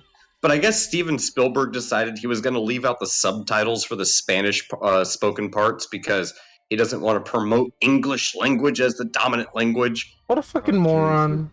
What a fucking Yeah, moron. look, it was not Steven Spielberg's motherfucking. It wasn't Spielberg. Who the hell was it then? Oh It yeah, was- it was some stupid fucking producer, some leftist piece of shit. Of course. If, A midwit. It was a midwit somewhere who fucking came up with that ideology. It was not Spielberg. either way, it's dumb because if you're going to do half of your movie in English and the other half in Spanish, okay, you should have English subtitles for the Spanish parts for people who don't speak Spanish. Yeah, no doubt. But you should also have fucking Spanish subtitles for the English parts for people that don't speak English. Hey, are you going to put all of this into Mandarin for when you release it in China? Oh no, you won't do that because Hollywood constantly sucks China's dick. No, you are right. Directed by Steven Spielberg. See, I thought it was Spielberg. Yeah, Has he- I'm saying Spielberg wasn't the one who came up with the idea. Well, yeah, Well, they came up with it back in like 1951. Well, yeah, it's probably because Spielberg had someone bring him his coffee and say, excuse me, sir, according to my diversity and inclusion manager, we can only have English or Spanish subtitles, but we can't do English because that's somehow white supremacy. And Spielberg's like, yeah, whatever, fine. Like, he doesn't give a shit. He said, "Wait, are there Jews in it?" If the answer was no, then yeah, he didn't give a fuck. Yeah, I don't see any of the sharks or jets being Jews besides the actors. Yeah. You know, I actually hope Hollywood keeps making these types of decisions because the sooner they go fucking bankrupt, the sooner we can stop dealing with this freaking crap. Because they're not in the business of entertainment anymore at this point in time. They're basically they've become just a source of propaganda. That's all they're doing. They're just trying to push a political ideology. It's like, dude, I just want you to sit down, tell me a fucking good story that I can eat a bowl of popcorn over, and it only takes me an hour and a half to get through. I don't need to be pandered to. I don't need your political fucking virtue signaling. I don't need you to sit on a fucking soapbox. Entertain me. It's the same shit with fucking actors and actresses who think I care about their political opinions. You play, pretend, and dress up for a fucking living. I do not care about your political opinion. Doku. Mm-hmm. How much coffee have you had today? Not enough. Okay, I'm checking. But I will have another beer. Yeah, well, that's you're getting closer to the gay side by drinking beer. Commit to your alcoholism. Midwits. I'm Scotch, Irish, and German, and also Native American. Alcoholism is kind of in my blood. Shut up! You're a fucking Asian person, and we all fucking know it. Yeah, but that's kind of disrespectful to your heritage because they were drinking hard alcohol. Come on. I didn't say I drink. I only drink beer. I'll drink anything that has fucking alcohol content in it. To be honest. Well, I mean, you wouldn't drink rubbing alcohol, would you? I might or might not have tried it once. How hard up is he? Oh, that's true. I watched one of those forensic shows where they found a bum and he was dead, and they couldn't figure out how he died. But when they cut him open, he reeked, literally reeked of mouthwash. And then when they went through they found his encampment and went through, they found like a dozen empty bottles of mouthwash. And he was drinking it for the alcohol content and basically killed himself by downing 12 fucking bottles of mouthwash. Well, like, they actually, when truckers back in the day couldn't get fucking alcohol, you know what I mean, at like a store, like they get caught with that, by like fucking DOT motherfuckers, they would end up like fucking going, like they had mouthwash in the motherfucking cooler at a truck stop, right? To like stand here and fucking like so truckers would be able to drink. And now they actually banned any mouthwash over 4 ounces in your truck. And that's why truckers smell like they do. Minty fresh. I mean, back in the day, there were people that would drink like perfume and even fucking gasoline. I'm pretty sure they still do that in Russia just to try to get a freaking drunk buzz. Or in Australia. Hey, in Africa, they surprise fucking they swig shit. Dude, those are shit water. gaming. Those are actually suicide attempts. Whoops. By the way, I'll be right back. I need to go pee. Oh man, I gotta refill my fucking pill bottles. Fuck me. I went with this one company called Dividose, and they're like, yeah, we can have your pills delivered to you. And I'm like, great. The first one they delivered to me was on a roll. They were individually labeled by date and single pills. So I have this whole roll, and I'm like, you know what? I'm not that old. So I don't need you guys. And they're like, no, seriously, it gets better. And I'm like, no, it doesn't. you're gonna send me all my fucking pills in these big, huge boxes where, you know, I don't know, you know, it's kind of like a tape dispenser where you just pull it out and you get your pills from it. Yeah. I'm like, no, I'm not doing that. You know, it's a way of organizing your pills, so you only take one at a time, so you don't take like fucking. I'm organizing my pills down my gullet right now. Unfortunately, they gave me 10 Vicodins, and I'm like, Vicodins don't do shit for me. And they're like, oh well, here you could have some Motrin with it. I'm like, I really don't take Motrin, and they're like, well, you know, Motrin can upset your stomach, so here we're gonna give you Pepcid too. And I'm like, you know what? If pill A needs pill B to work, I don't need pill A. And if it goes to pill C, motherfuck you. I have to. So the current cocktail to keep me out of pain right now is 4 Vicodins and 1 Percocet. Damn, son. You know, I am staunchly a capitalist, but I will say you have to recognize there are dangers to capitalism, and you're currently experiencing one. You mean like the People are individual fucking pill thing, or what are we talking about? Motherfuckers, Oh, basically like, selling you shit you don't need. well, like, not getting motherfuckers to the point where like a fucking Percocet or a Vicodin doesn't affect you is a goddamn problem. Well, that's the thing. Percocets help me out fine, but I have a very finite number of them, so I gotta chew down all these fucking Vicodins to go with it to get me at a tolerable pain level. My buddy who was supplying me with RSO, the Rick Simpson oil, the THC sublingual tincture, that shit worked like a charm. But his machine broke, so I'm fucked for a while, and I have to go to Big Pharma to get my relief. Like I said, as much as I support capitalism and the free market, there are dangers to it. You have to recognize it, because if you don't, you easily become a fool, and people with a lot of money and the ability to sell you stuff all of a sudden start using you as a fool. Oh, and on the flip side, you know, it's all about the economics. I'm sure Big Pharma, after getting that waiver where they can't be sued for making you take a shitty shot, I think they're sitting mighty fine right now. $34 billion this year is going to be the most profitable fucking medicine ever fucking created. Yeah, and the people standing in line getting the COVID tests are the people who've already taken the fucking shots, because they're like, well, what the hell? Did it work or did it not? And I have not taken a single shot. They have tested me on a fucking weekly basis, jamming that shit up my nose. And they have nary found a sniffling of fucking COVID. I know my kids have had RSV twice. Just fucking ridiculous. Wait, what, Peanut, what's RSV? Some respiratory virus that's going around now. That's like really, really fucking bad. I Like 100. I haven't heard of it. Yeah, it's just running through the fucking population of my neck of the woods. It's fucking terrible. Nobody wants to send their kids to school because they're sick of this fucking shit. Every time they come home, they're sick as fuck, getting everybody else sick. Oh, kind of like how lice was when I lived in the projects.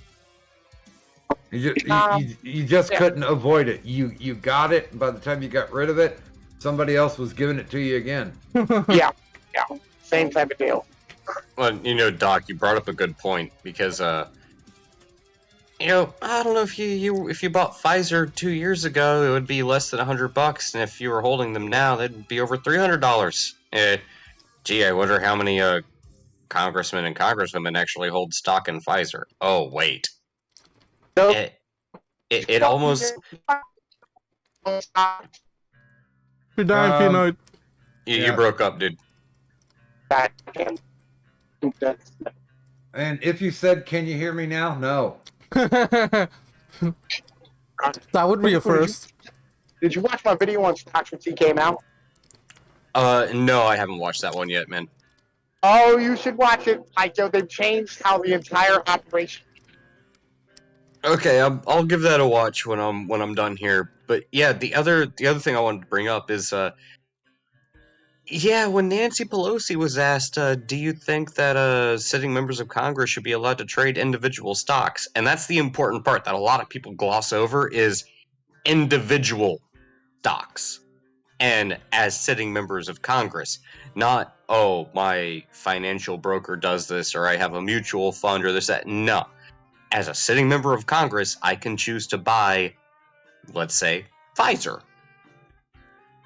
And of course, Pelosi just starts squirming at the questions like, well, it's a free market and we should be allowed to engage in it. It's just like, but if you're the person in a position of power who can make policy decisions that benefit or don't benefit a certain country, or a certain company, or country, actually both would technically be viable, is it really a free market? Because it sounds to me like you can make decisions through legislation, laws that people have to abide by, otherwise threat of force.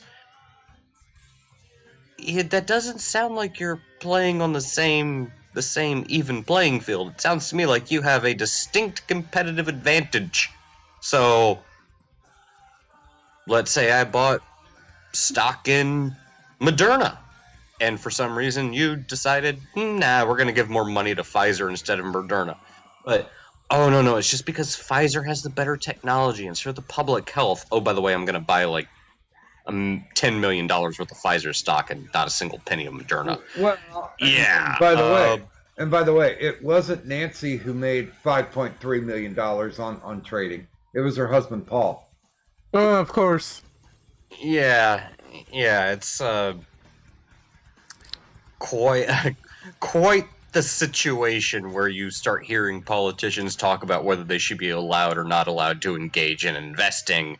Again, considering they're the ones that are in a position to make decisions that are either beneficial or detrimental to the companies that they are or are not invested in. Regulating. Yeah, it's an issue when the regulators hold stock in the companies that they're regulating. That's pretty good. Well, here's the other fucking problem. We're supposed to have a Security and Exchange Commission and also a fucking Department of Justice that looks into these types of things and say, no, you're not engaging in a free market. You're actually acting as a market maker. You're favoring one company or another, and you're also actively invested in them, or you're getting kickbacks from them, you're getting donations from them, this or that. There's a conflict of interest. This is bullshit. You either get fined, you get stopped, or you go to jail. But they won't do that either because they're in on it too. Gee, it's almost like the fucking government has gotten to a point where they put people in positions of power not to benefit the greater society as a whole, or even one particular company, but to actually benefit themselves. And if you are a company with billions of dollars, the only way to ensure that you're going to continue to be profitable is by sucking up to the people that actually make decisions that benefit you. Imagine my fucking shock. Well, it's like George Carlin said, it's an exclusive club and you're not part of it. Yeah. Well, it's a big club and you're not part of it. Yeah, but it's true. Invest, homie. You can be part of the club too. Just put some money in the market. It's not that difficult. Well, I'm part of the club. The problem is, I'm not in a position to make decisions that benefit me one way or the other. So I have to pay attention to not just the whales, not just the hedge funds and the investment banks, but I have to. I'll be honest about this. The easiest way to make money in the market, especially if you don't have a lot of money to risk, look at what the politicians are doing, and to some degree they have to disclose who they're invested with, who they own, what companies they own. Look at what they're doing, and just follow. That's the best thing you can do, because no one sitting on Capitol Hill is going to make a decision that is going to lose them money, because they're called career politicians for a fucking reason. They're in it to benefit themselves, and they're in it to make money. Look at who's donating to who. look at what laws benefit who, and that's who you want to buy. That's who you want to invest in. If you want to stand by your morals, yeah, don't buy Pfizer. But if you're in it to make money, well, 2 years ago, you should have bought Pfizer, you should have bought Walmart, you should have bought Amazon, you should have bought Google, and you'd be sitting on a very nice profit right now. I don't know about buying Walmart. I think Walmart's a shitty investment. Oh no, Walmart did very well during the pandemic. Oh yeah, the big box stores cashed in. Yeah, Walmart, Amazon, they all did very, very well. Even Target, for God's sake. Ew, not Target. C'est Target. Oui. Hey, Bear Although Dog. to be fair, the best investment would have been take 50%, throw it at Pfizer, take the other 50%, throw it at Amazon. You'd be very, very rich right now if you did that 2 years ago. If you had $1 million, Wait, Bear Dog If I had $1 million. Wait, Bear Dog is in chat? Uh-huh. I know her. Do you really? Yeah. That's an inside joke. I hope you enjoyed that.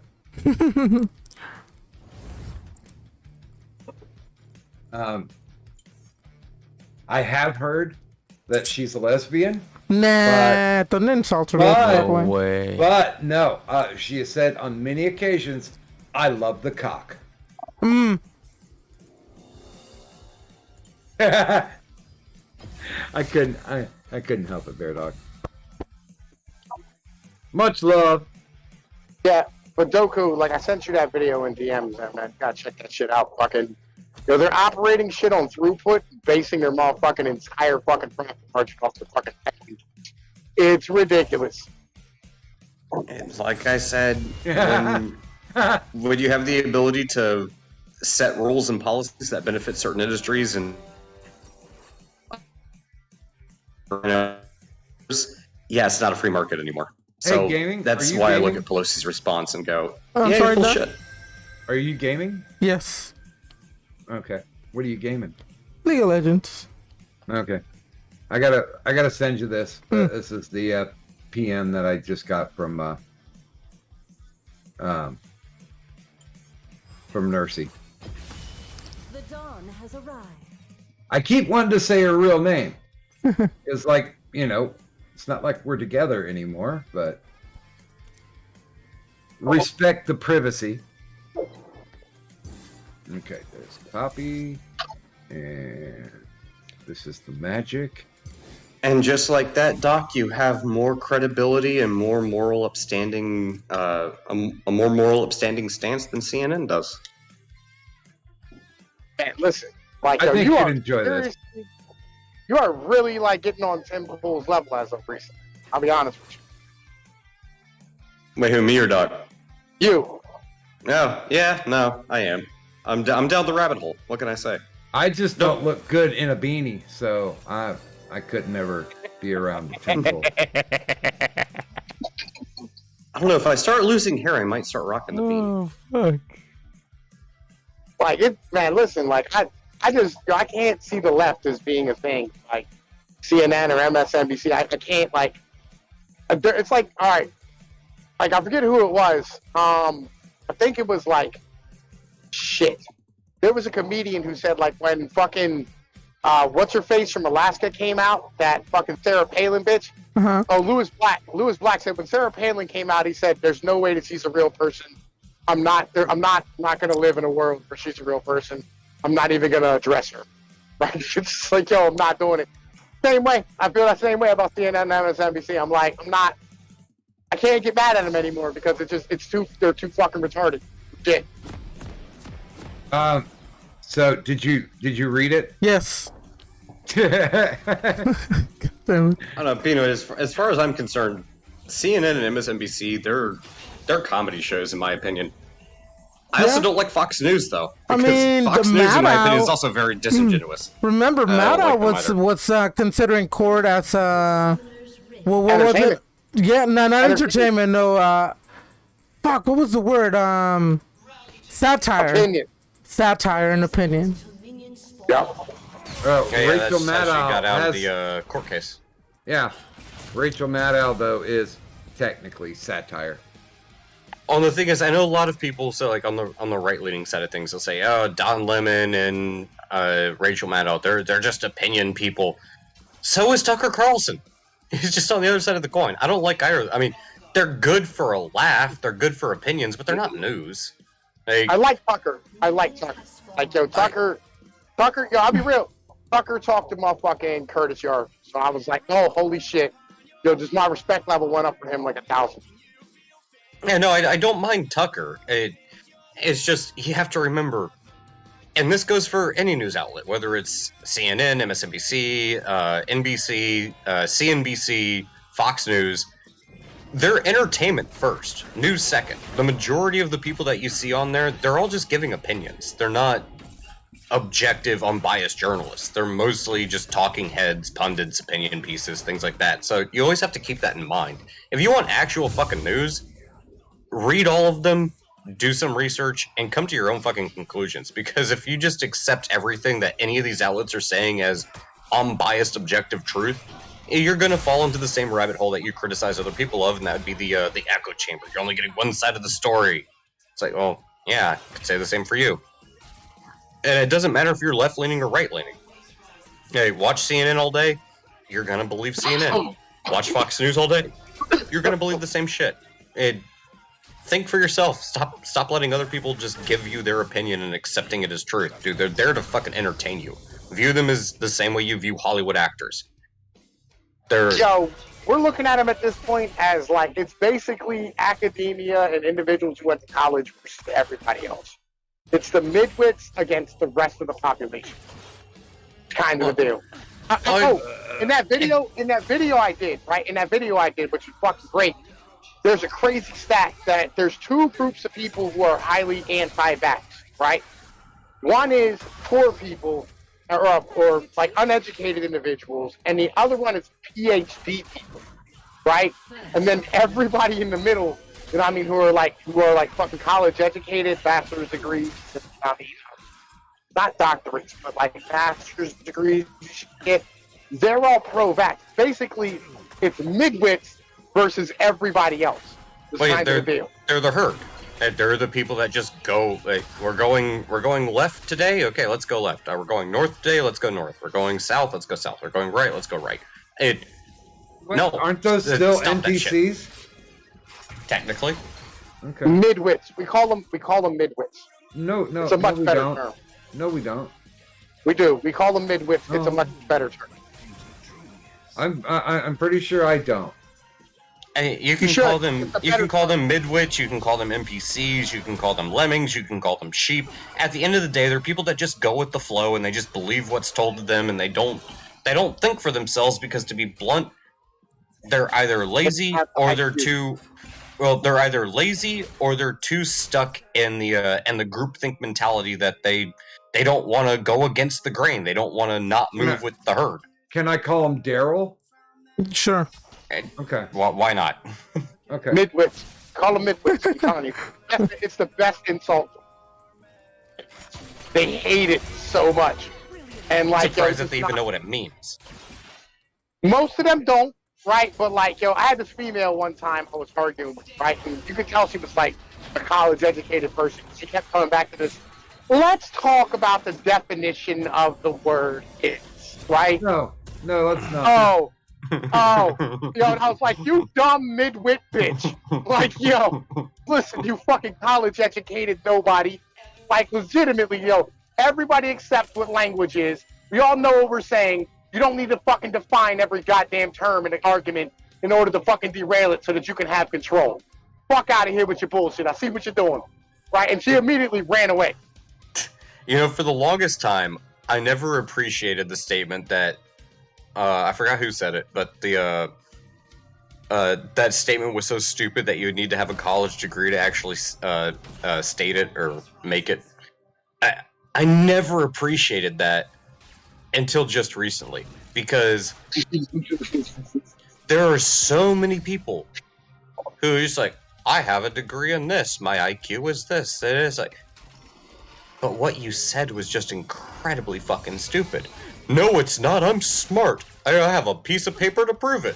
Hey, that that's not even me digging a grave for you. That's you digging your own grave. Like, there's a reason anybody says, anytime I'm having a debate with someone, and they say, "Oh, I have a degree in this," or, "My IQ is this," I immediately assume that you're probably stupid.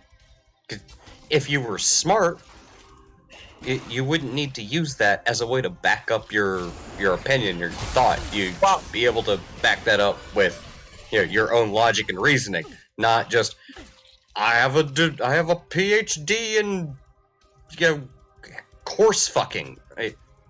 Okay. Yeah, yo, Doku. Like, legitimately, what you do is you go, oh, so you bought your place in the American aristocracy. You know what I'm saying? You have a piece of paper that says that's where you're ranked in the American aristocracy and shit. I mean, it's cool though because like I make as much money as you do, right? But I never had to go through any of that. Maybe it means that like I'm actually valuable and you were just an individual who was able to fucking conform to their ideology. Everything is coming out of your throat is probably, they're gonna be like, what the fuck are you talking about? Open line monitor. Yeah, I know. But like, it's the best way to do it because like they don't know how to respond. They shut down and like they turn in that robot. That's the reason why they say that I've got a piece of paper, because their words are going to fail them. So here's a piece of paper that says I'm smart. So whatever comes out of my mouth, it really doesn't make a difference because the paper says I'm smart.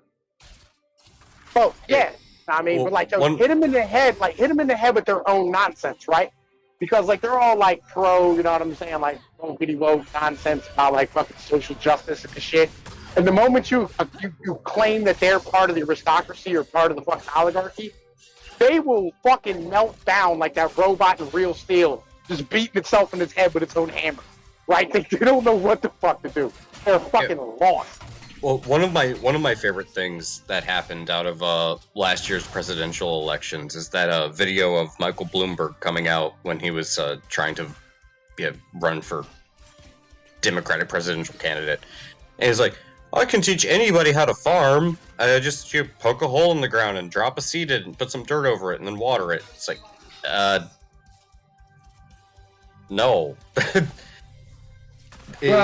It clearly shows me you have no idea how the hell farming fucking works. Well, technically, that did work in like the 1400s. Right. Because they didn't fucking know any better. Yeah, if you left it up to people like Michael Bloomberg, we'd have another Dust Bowl, because he clearly doesn't know what the hell he's talking about. Because, yeah, it's not just as simple as poking a hole in the ground, tossing a seed into it, and then covering it with dirt, and then watering it every now and then. I hate to break it to you, Mr. I have to teach people how to code. It's a little more complicated than that. There's chemistry involved, and we have entire schools of study just revolving around the chemistry of what plants you plant, when you plant them, why you plant certain plants next to other plants because of the nutrients that it either takes out or gives back into the soil based upon what's decaying or growing at the time. Yeah, it's not just as simple as poking a hole in the ground and watering it. Plus fertilizer, pesticides, nitrates.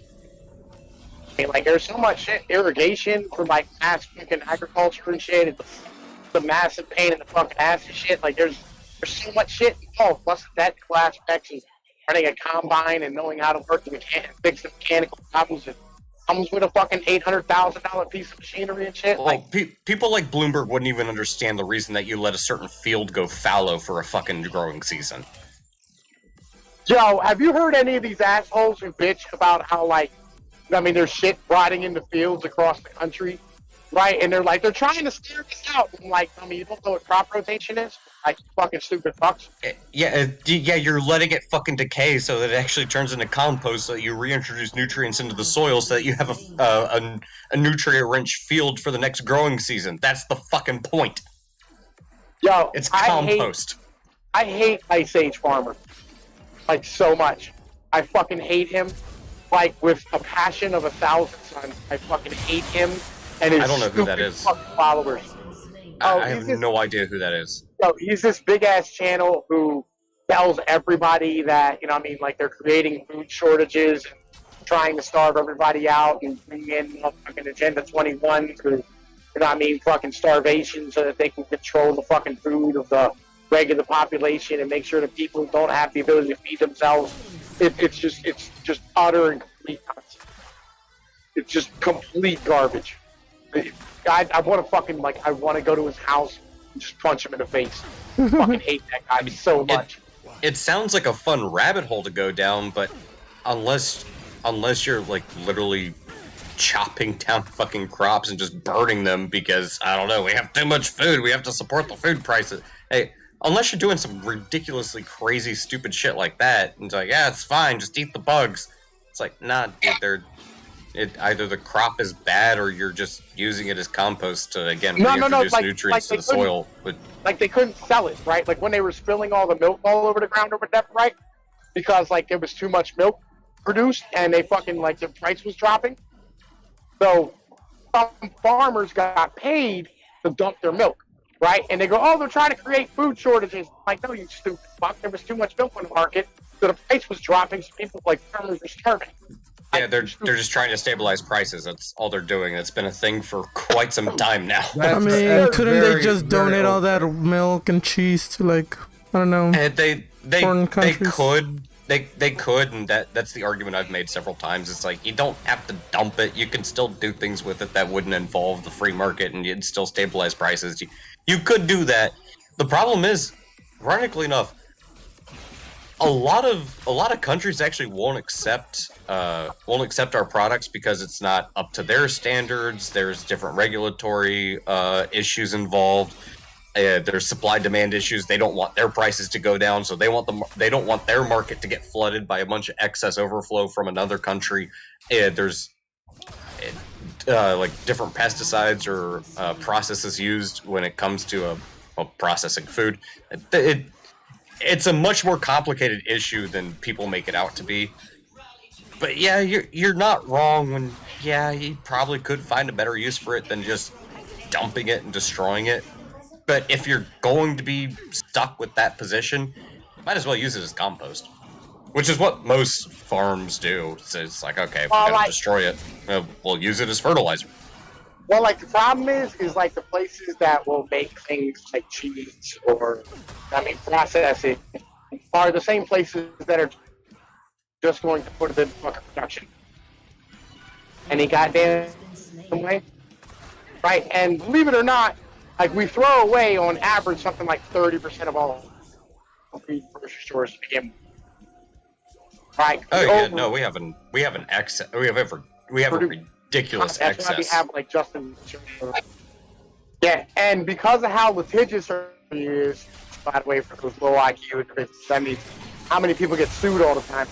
Every time you give away food, it's a liability, right? Because like if anyone gets sick or anything bad happens, they'll blame it on your food. They'll fucking sue you, whether or not you're being fucking charitable. Like Top Gear came here and drove across the South, ended in New Orleans, and they saw the destruction, and they were like, "Oh my God!" Like what they were trying to do was like buy cheap cars, drive them across, and resell them. So like you would end up like, "Oh, it's cheaper to buy a car than to rent," right? And when they gave their cars away, they got fucking sued because like two of the cars, like they represented them as having air conditioning, right? When they were fucking factory like made, but they didn't have it anymore. So they sued them for like $500,000 for fucking misrepresentation of a vehicle to a charity, right? And like this is like the fucking problem with charity. Yay! We couldn't hear shit. They'll sue the dog shit out of anybody who gives them shit for free. Do you believe in life after love? Sing it, Peanut. Do you believe in life? Donuts. Oh, he's still roboting like a motherfucker. Yeah, I should be cool. You should be, but no. I don't think you've ever been. That is a good point. Because about him not being cool. Exactly. Anyway. Love you, Peanut. But he did bring up a good point. We're at a point where, yeah, you have to worry about being charitable because someone might turn around and sue you over it. It's like, wait, really? Mm-mm. I need food. Please give me food. I ate the food that you gave me for free out of the kindness and goodwill, and now all of a sudden I'm sick, so I'm gonna turn around and fucking sue you for it. It's like, okay, I'll just not give you food next time. This is the point we're at. It's kind of ridiculous when you think about it. Yeah. That's why, like, motherfuckers stop giving out. Like, if you don't have a permit, you're not allowed to give it to the homeless. Yeah, it's ridiculous, but again, this is where we're at, and I do agree with a lot of the people who say that we're only at this point because we have so much excess that we're able to bitch and complain about not having, for example, enough food, but then someone gives us free food, and then we can sue them and bitch and complain because, oh no, I'm sick because somebody gave me free food. Like, if you were living in any other society or at any other point in history, you'd just be happy for the damn food. It's gonna keep you alive another day. Nah, nowadays you can get a free loaf of bread, and then a week later, oh, that loaf of bread I got a week ago made me sick. I'm gonna sue you, and then get I saw a $100,000 homeless payout. person yesterday. I saw a homeless person. Was it Thursday night? I saw a homeless person. They were 450 fucking pounds. How? Yeah, There's don't answer how. I know how, but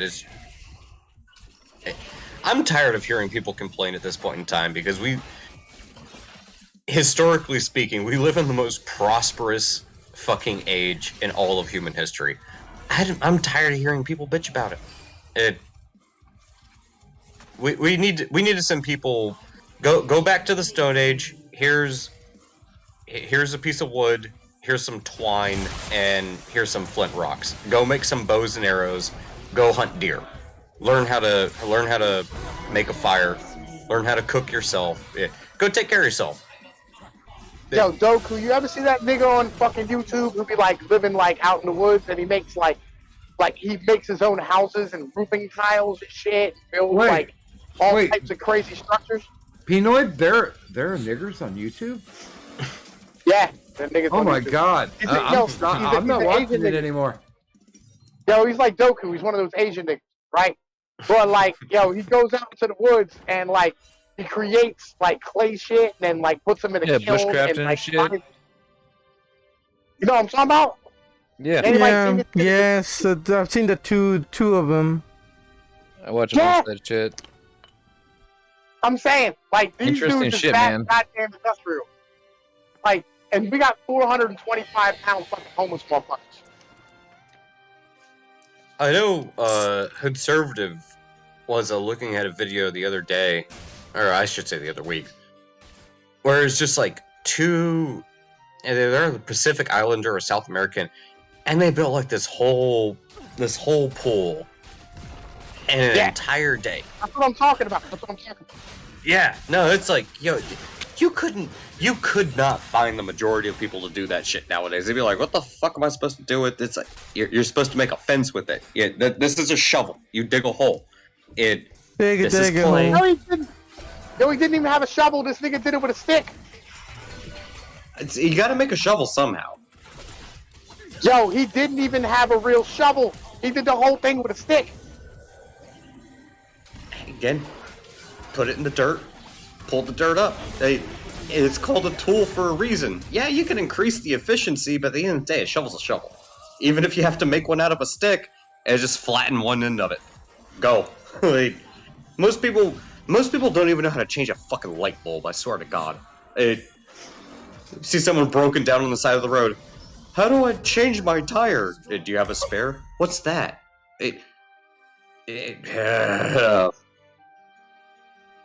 It's incredibly frustrating to see people who are just so fucking dependent on everybody else to do shit for them. This is the problem I have with greater society. Everybody is so fucking dependent on someone else to do something that would take them 5 fucking minutes to figure out how to do for themselves. Yeah. Just figure out how to fucking do it your own damn self. Stop being reliant upon people. You don't need to hire someone to vacuum your fucking floors. You don't need to hire someone to change the fucking light bulb. You don't need fucking AAA to come out there and change your spare tire. You got one in the fucking trunk. Like, learn how to do this shit your damn selves. But you won't fucking do it. That's what I paid yeah, fucking I know. AAA for. Fuck that. But see, you're paying someone to do it for you, but do you know how to do it if they weren't there? Oh, I know how to do it. This is my point. There's so many fucking people who just think, oh, well, I can just pay somebody else to do it. They're so damn lazy. They will never fucking take the time, let alone consider, well, what if AAA doesn't show up? Maybe my phone's dead. And then they complain, and they bitch about it, and they whine, and they moan. Motherfucker, you had every available opportunity to figure out how to do this shit yourself so you weren't fucking reliant upon somebody else to take care of your lazy ass, and now you're bitching about you being lazy. Go fuck yourself. I have no patience for that shit, and it drives me up the fucking wall. I cannot stand it. There's no food. Do you know how to grow fucking corn? Do you know how to grow potatoes? Have you ever tried to grow anything in your fucking life? Or you just poke a hole in the ground and put some dirt over it and it grows, right? No, that's not how it works, you fucking idiot. If my car breaks down, I'll just change the tire, right? Do you have the fucking wrench? Do you know how to take the tire off? Do you have a fucking jack to actually jack the car up? What's a jack? What's a wrench? Hey, these motherfuckers haven't even turned a wrench in their fucking goddamn lives. But they want to bitch, moan, whine, and complain. I am tired of hearing it. Have you seen the videos of the people who don't even know how to use a can opener? Dude, these motherfuckers, these are the same people who go, Really? How did people get around before Google Maps? They used maps. No, I mean before Google Maps. No, like a fucking road atlas. You damn son of a bitch. They use minor attractive people. And Oh God, helpful. Doc, don't even go down that road, Doc. That's a dark rabbit hole, Doc, and you know it. I love dark humor. It's good for me. Oh. I'm not touching that one. No fucking pun intended. Damn. No pun intended. Damn it. I never Doc. insinuated that pun, but we can Damn go it, that Doc. way, really. No, we're not. We're not doing that, Doc. Yeah, to make my point, I am tired of lazy people complaining about shit because they were too lazy to figure it out for themselves when it would only take 5 or 10 minutes. Either figure it out your damn self or stop bitching. Pick one or the other. We're not here to hold your fucking hand. But that's the thing. We have been slowly and surely taught to not think. That's the real pain. Is that it's like no, you don't have to do this. Just like the whole thing about the government's going to give you $600. What the fuck does $600 do? Maybe buy you something at Best Buy, like a semi-average TV. Well, Doc, it's not even that. It's the people that think like you should be doing this for me. It's like, who the hell are you? Yeah, I'm supposed to do this for you? Are you paying me? No? Okay, well, I'm not gonna do it. And then they whine and moan and complain but you should be doing this for me. It's this entitled, fucking lazy, childish mentality. It's from the boomers. It is from the boomers, right? They spat out a bunch of kids who have no idea how to take care of them. Legit. Again, that's the thing. That's because all the kids are stunning and brave, and they deserve those participation trophies. Well, it's because the boomers had the easiest life in the history of mankind, and then they created a bunch of soft, weak, bitch-made kids who never had to do for themselves. They lived in these fucking whitewashed, fucking just sterile fucking suburbs. They never had any problems. Everyone was put in a bubble, and like they sat there and protected the dog shit out of all their fucking kids, and nobody learned shit for themselves. That's my whole fucking point about this thing. Oh, I have $1,000. Change my tire. No. How dare you say no? Why won't you take my $1,000 and change my tire for me? Because I'm doing you a fucking favor. Learn how to change it your damn self so you can keep the $1,000. And oh, by the way, the next time you break down, you'll know how to change the fucking tire. But they complain about it.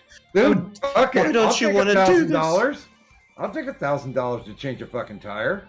Yeah, well, I'll take $1,000 to change a tire too. The thing is, I'm not going to take $1,000 to change a tire for some whiny, entitled little prick who's going to sit there and berate me and say, "Oh, but the rim's not in the right position. It's not. It doesn't look the way I want it to." No. Do it your fucking damn self. It's someone at some point in time.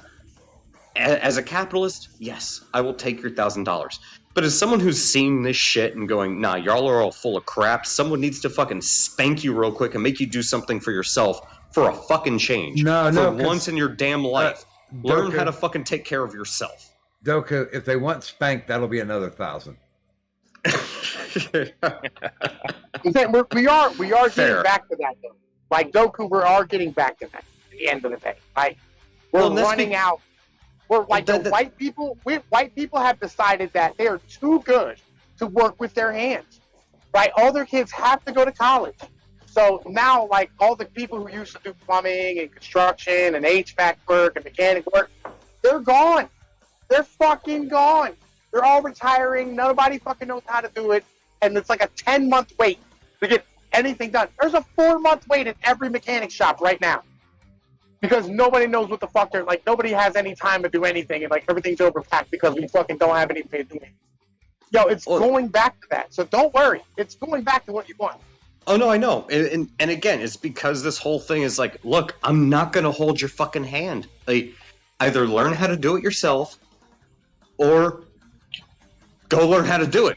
Like, there's no other fucking option. Because guess what? People like me. I know how to change my tire. I know how to change the valve on my plumbing.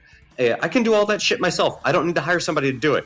The people that are going to hire me to do it, I'm gonna decide if I want to or not, because guess what?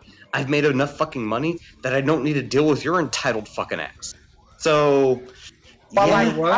You know what? It does make me think of that old Twilight Zone episode where Open to burst. The guy had been working at this plant for all of his life, got laid off because it went completely automated, and then by the end of it, they had to rehire him because he was the only one that could come in and fix the machines that had taken his job.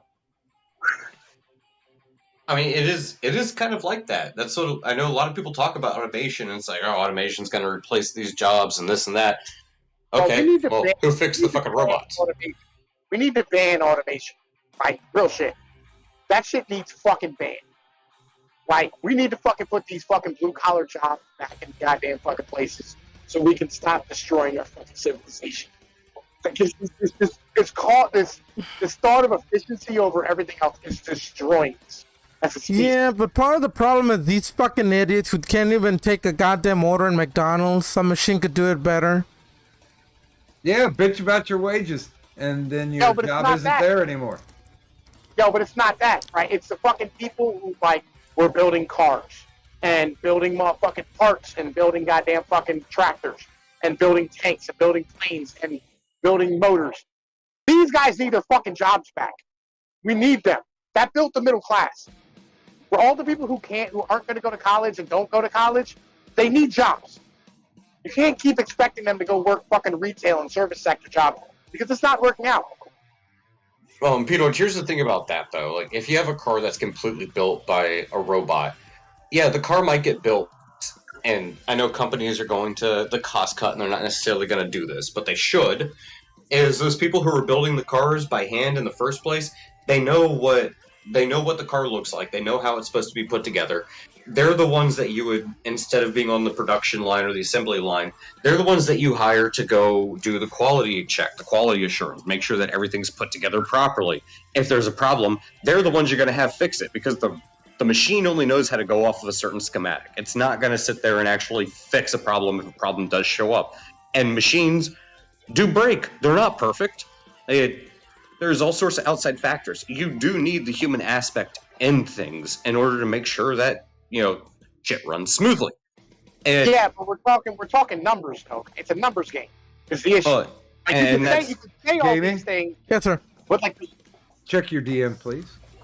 it's the competition between, it's a competition for labor, right? So like, if you have 1,000 people that are now competing for this quality assurance job when it used to be 10, right? Like, the cost of that job dramatically fucking decreases.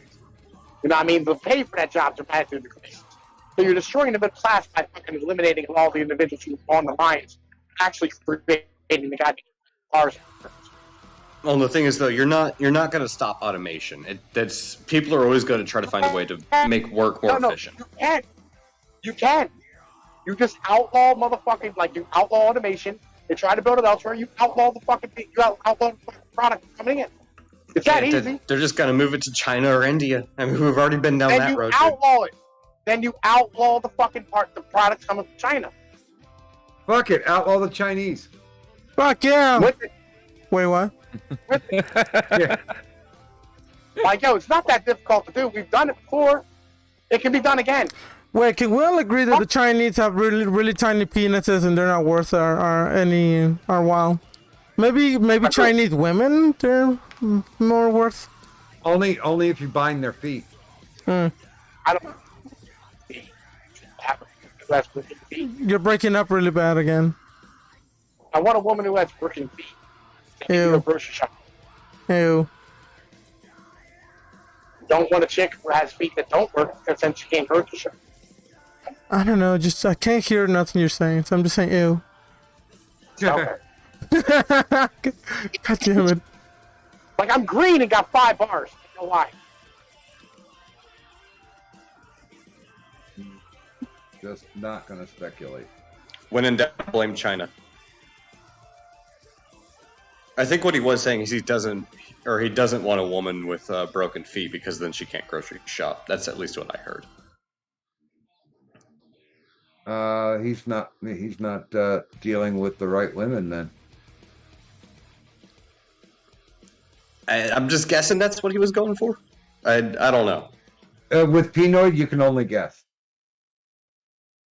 You never really know. I do most of my grocery shopping myself because I don't trust anybody else to do it. I know what I like to eat and what I don't.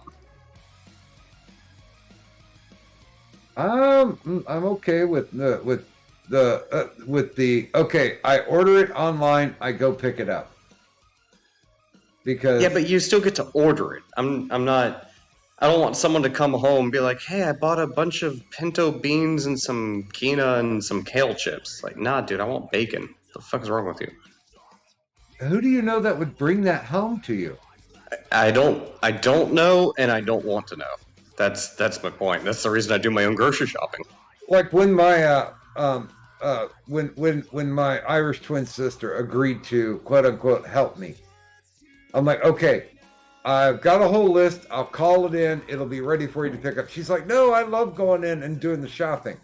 I'm like, okay, I will print the list out of what I want and I will give it to you.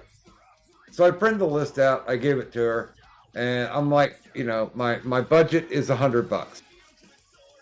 And she comes back. She's like, well, I spent a little bit more. And I'm like, wait, what? And she's like, oh, it's only 150. And I'm like, you realize that's like, 50% more than what I really wanted to spend. And she's like, oh, but that's this great deal. You wanted cottage cheese. She got me a fucking 2-pound tub of cottage cheese. And I'm like, bitch, what am I going to do with that? Oh, well, you can always store some of it. And I'm like, yeah, I got a refrigerator that stores shit, but it won't store it infinitely. What if I don't have the $50? Yeah, would be a little bit of a problem. Well, that was the whole thing where I'm like, well, I guess you're never going shopping for me again. She's like, but I got some good deals. And I was like, if you get good deals on things that I can't eat or won't be able to consume in time, it's not a good deal. Again, if you don't have the $50, which, like you said, 50% over what I'm actually willing to spend, again, we have a bit of a problem. Here, you're gonna have to return the cottage cheese.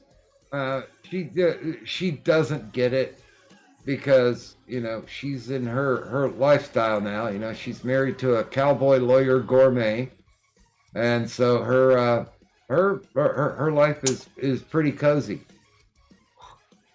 It's like, bro, I'm not eating cottage cheese for breakfast for the next fucking month, so I don't know what you want me to do with a 2-pound tub of cottage cheese. And I just got back into eating cottage cheese because I really wasn't a cottage cheese fan, but because of how my diet is supposed to be, I'm like, okay, you know, I'll buy because what I wanted was the little breakstone things of cottage cheese that have fruit in the part of it, and you mix the fruit and the cottage cheese together. Oh, I know the thing. Yeah, I know what you're talking about. And they're good, man. They do pineapple, strawberry, raspberry, peaches. And I'm like, yeah, oh, that sounds good. I would eat that. But no, I got a fucking 2-pound tub of plain cottage cheese. And she's like, well, you can just cut up your fruit and add it. And I was like, why are you making all these assumptions of what I should do? You know, I'm in my 50s, and she's only 10 months older than me. And I'm like, you know, you should come to the point where you understand my age and what you need to not do.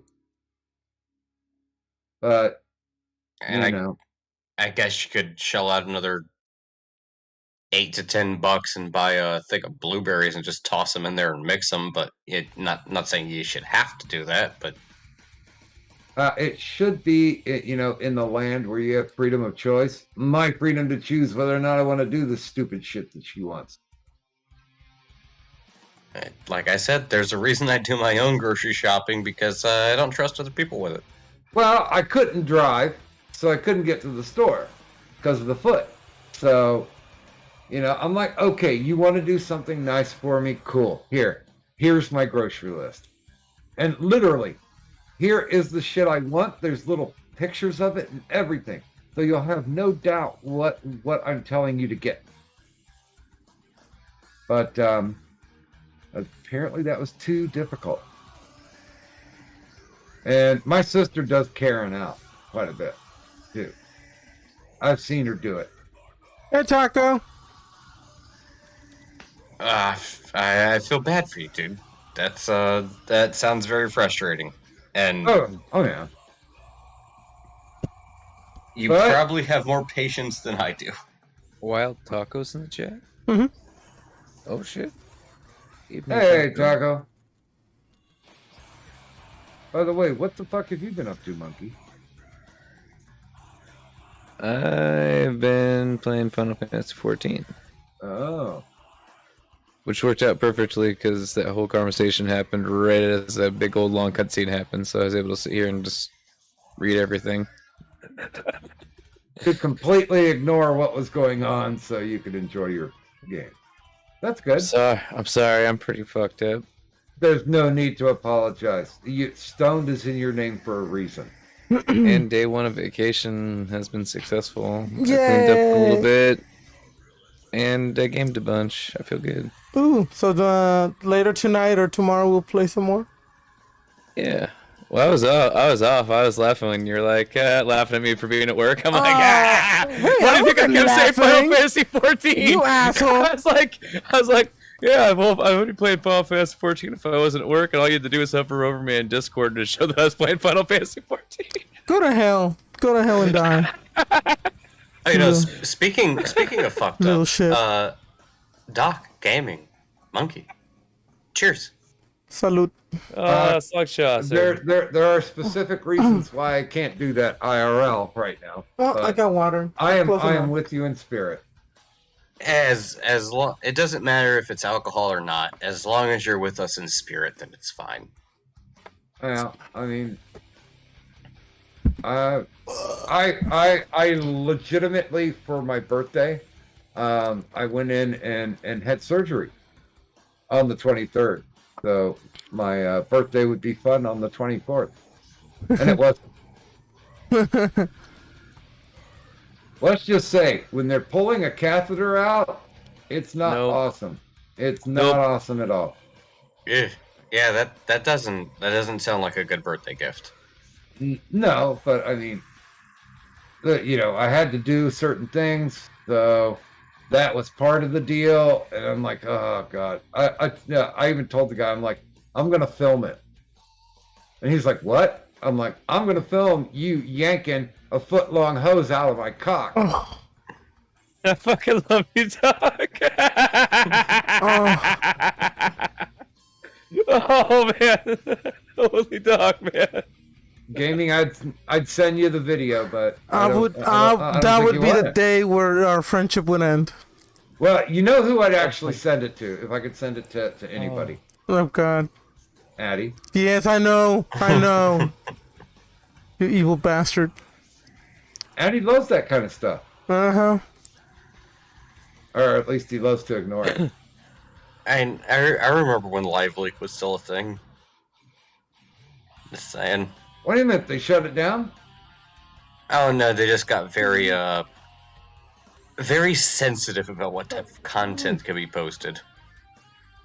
Let's just say you're not going to see any videos with chainsaws anymore. There was one called NYC Life, and it was like an extreme version of because everybody thinks World Star is extreme. And it's like, you know what? Apparently, you haven't spent any time on the internet, because it's more extreme out there. What people think World Star is? Oh no, World Star is vanilla. Yeah, Like, it's very vanilla. it's pretty goddamn tame. Oh, by the way, Doc, I hope you're happy. There's sir. 3 people in the chat who their dick hurts. One is Vlad, one is mine, the other one's Beer Dogs. Hope you're happy.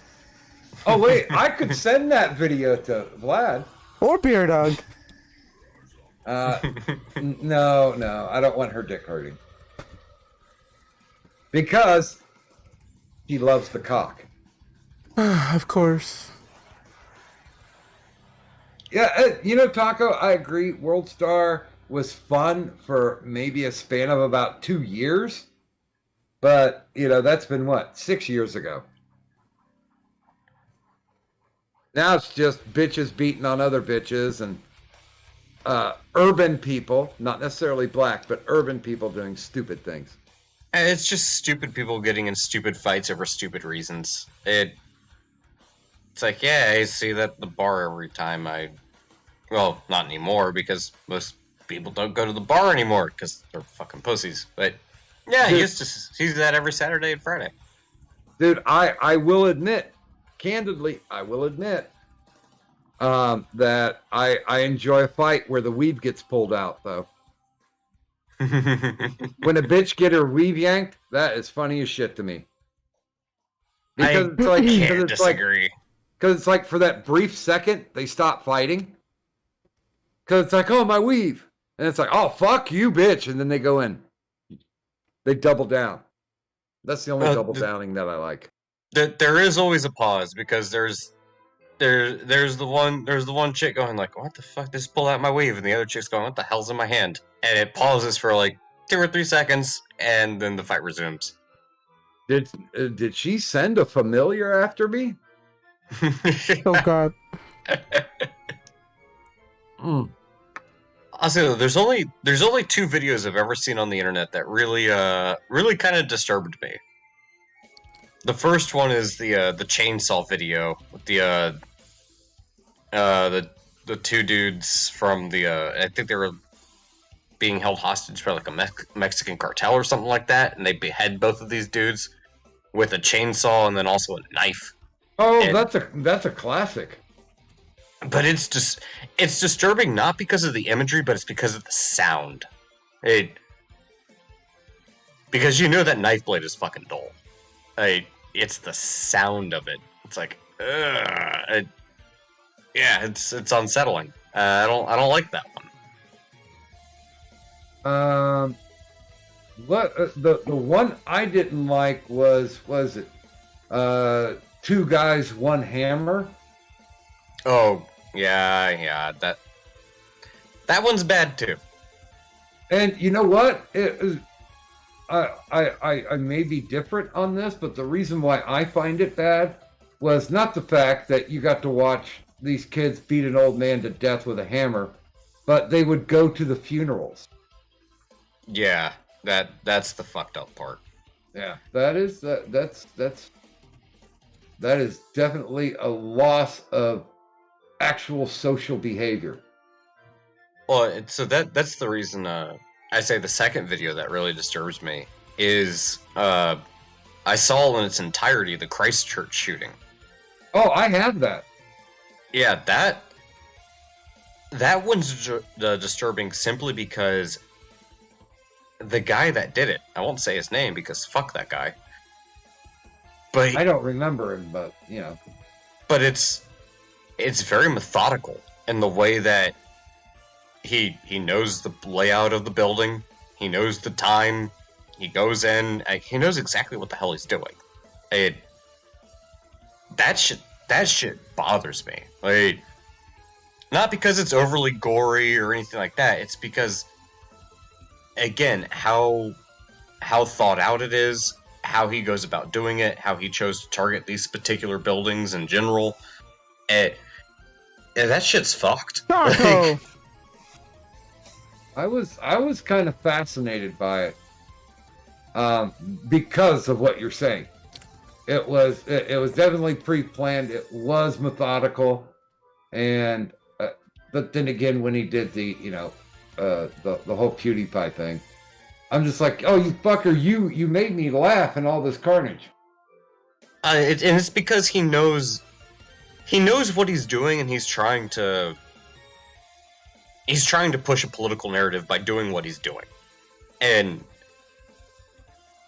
that part in and of itself, because you don't put paint on all of your guns to have certain. Like, he even had the communist hammer and sickle. People don't talk about that, but he had the communist hammer and sickle on his gun too. He was doing it to get a rise out of people, whether it's from the left, right, center, up, down. It doesn't matter where you are on the political compass. If you actually look at what was written on those guns, it wasn't left leaning or right leaning. It was everything. It was real life trolling. Yeah, it was. But what disturbed me, so I guess for anyone who's not aware of the video, there's a hallway, it's T-shaped. You walk down it in a straight line in the middle of the building, there's two rooms on either side, and then there's the main room at the back. So that's what makes up the T. And this guy parks his car on the side of the alleyway, grabs a shotgun and the rifle that he's going to use, unloads the shotgun before he's even in the building, just clears the hallway, unloads the shotgun, drops it. It's empty, doesn't have any, there's no excess ammo or anything like that. That's the one thing you notice. He drops every single weapon once the ammunition has been spent. There's no excess ammo. Drops the weapon, takes out the rifle, goes in.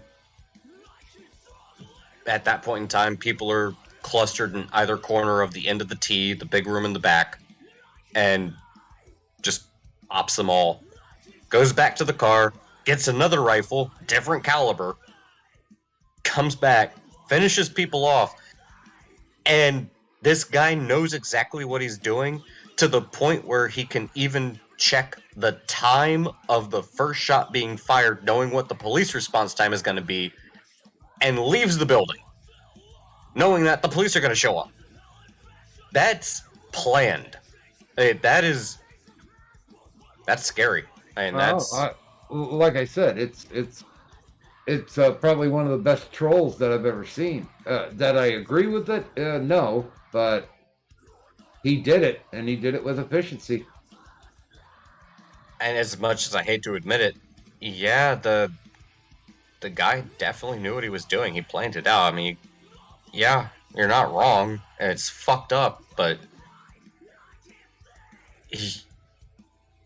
Make Yeah. sure to subscribe to this amazing content. I swear. Subscribe to PewDiePie. PewDiePie. And I've never seen him. I've only seen pictures of him. Really? Honestly, by the time I got around to watching PewDiePie, he was boring. Honestly, the only- he's got 200 gazillion subs, and this is the content that he puts out. I know people who have 1,000 subs who do this exact same goddamn thing. The Well, only thing I've well, seen- are they hot like PewDiePie? Now, if we're There getting you into go. the discussion of attractive men, I don't personally find him attractive. Well, Addy does. I actually do too when he has facial hair. He has very pretty eyes. The only thing I like that PewDiePie has done recently is when his wife was recording like one of her makeup videos, and he's recording a video at the same time. He's just going "soy boy," and she has to pause her video for him to stop. That shit's funny. The only time I would like PewDiePie with him doing something if he was actually doing gaming. Well, I mean, I would love that too. I mean, Actually, he would did a be Let's good Play. political statement. He did a Let's Play series for. There was some horror game he was playing. I forgot which one it was. It was a couple of years ago. But Okay. his horror video games are pretty good. When he's again actually playing video games and not doing like a meme review, because it's like, bro, it's memes. No one fucking cares. Well, I used to like Markiplier, but he got old very, very quickly. The only one I ever spent any additional time around was probably Jacksepticeye. No idea who that is. He's an Irish bastard. Septiceye, I don't mind. Markiplier, hit I or mean, miss. he just has a sexy voice. That's as far as I go with that dude. Markiplier yells like a bitch. Like, Well, I mean, when he was working on one of the Chilling Tales with us, when he was doing voiceover on it, I got to kind of talk to him, and it was nice because he grew up like an hour away from me. Mm. So we talked about Cincinnati and how wait, Markiplier or Septiceye? Markiplier. Okay. But yeah, got to talk to him. He seems like a pretty down to earth guy. He doesn't seem bad to me. It's just maybe this is just me, but when he's playing horror video games and doing Let's Plays, it seems very over the top to me. And I guess maybe that's why people like him. Exactly, And- that's what sells. And which, if that's the case, fair enough. Like, but it's like, bro, it was just a noise. It wasn't even a jump scare. Like, Well, in my opinion, he oversells it a little bit too much. But if Well- that's what works for you, dude, don't listen to me. It's not like I have millions of subscribers, so well, his shit's formulaic. That's the yeah. thing. fair point. If you break it down, you'll see where he's running the same shit, and that's where I disconnect. I'm like, okay, you're pulling the same kind of gimmick that you pulled when you were doing Insomnia. Oh wait, did you just call Markiplier the Philip DeFranco of Let's Play video game streamers? Oh, No, I wouldn't really call anybody that. That would be rude. Yeah, that's a little hard. I'm sorry. Hey, you beautiful bastards! God, I never liked that dude. I used to watch Philly D like back when I very first gave a damn about YouTube. And I I've come did full circle too, because I but- don't give a damn about YouTube. But I mean, I used to agree with some of his stuff, and I didn't agree with everything. But God, his fucking intro, fucking despise his fucking intro. I have to say though, at that same time, I was watching Keemstar too. So there's my secret. I'm out of the closet gaming. Bro, stock. You should have stayed there Yeah. hidden. Yeah. I don't know. I have more respect for Keemstar than I have for Philip DeFranco, because at least Keemstar from time to time will be honest, even if it's an unpopular opinion. Versus Philly D, in my opinion, is my opinion. Fell out. As as corporate as you can get as a YouTuber without being part of the corporate media. Like You could just his say base- sellout. Just say sellout. It's fucking easier without explaining Yeah. 30 fucking sentences. Yeah, that's I true. wouldn't even That's what call he him. was. I wouldn't even No. call him a sellout. No, Hey. he's a fucking sellout. Yeah, thank you. No, I wouldn't even. No, I wouldn't even give him that type of credit. He knew exactly what he was. He's a corporatist. He's a milk toast, appeal to as many people as possible. He didn't sell out. He knew exactly what the hell he was doing. People just think he's just an average guy sitting. It's like, no, he's not. No, he isn't. Like,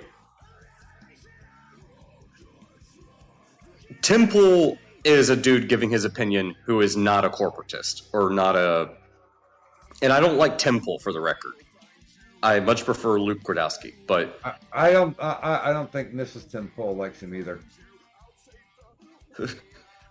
But Philip DeFranco, on the other hand, he was trying to set himself up to be a YouTube benchmark. Again, a corporatist, a CNN, but pretending like I'm just a guy behind a camera. I'm no different than any other YouTuber. No, you're not.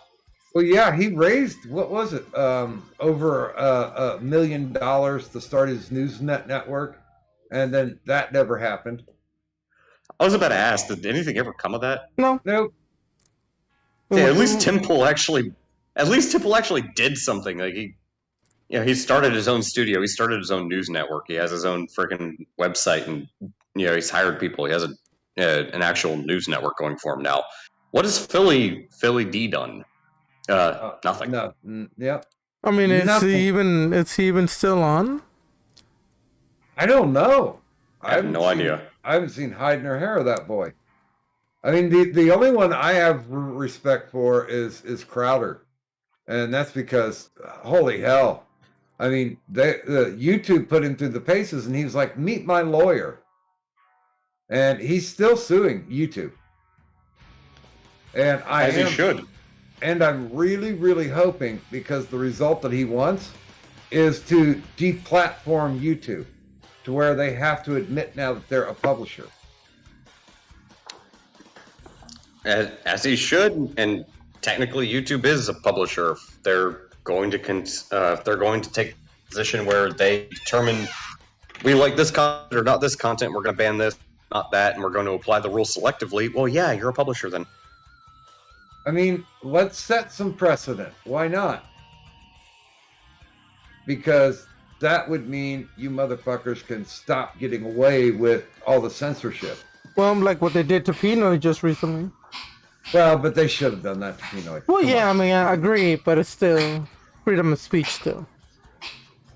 Yeah, but it's Pinoy speech. Again, it's still freedom of speech. Can't wait. Can't we Even censor if Pino might be wrong or not. So wait a minute. What you're saying is that it's dangerous to censor anybody. Exactly. Ah. So Yeah, even that's- the morons should have the freedom to speak. And even that's why I even laugh. like 3 years ago when these fucking idiots said, "Not my president, not my president." If you ask me, is Joe Biden your president? I'm like, yeah, my president is a potato, but yeah, he is my president. Stupid fucks. He's in the office, so there Yeah, you that- go. That's all the proof that you need at this point. Well, that's why I laugh at people like Hassan Piker, and I hate to say this, but I actually have to defend Vosh on this one. When both Vosh and Hassan Piker got banned off Twitch, at least Vosh was like, yeah, I'm just gonna stand by it. I called for censorship. I said a thing, and yeah, make fun of said thing. Like, okay, yeah, all right, fair enough. Take your L, own it. Versus and- Hassan though. Well, versus Hassan is like, he's just gonna bitch and moan and complain and whine about it. It's like, you're the person who was advocating for censorship this whole time, and now you're upset because the same shit you were advocating for came back to bite you in the ass, like we all fucking told you it would, and now you're upset because, I'm the one that got banned, so now it affects me, and I can't do the hot tub stream with Amarath or whatever. And now you're upset because the policies that you've been pushing this whole fucking time came back to fucking inconvenience you. Now you're pissed. Hey, shut the fuck up, Hassan. Well, And then, but like, the good thing.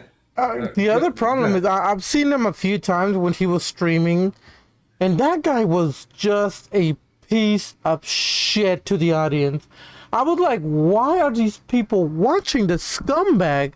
He's just treating people who don't agree with him like shit. Even his own people he will fucking treat like shit. I'm like, ew, I'm out. Oh yeah, Hassan's I- fucking garbage.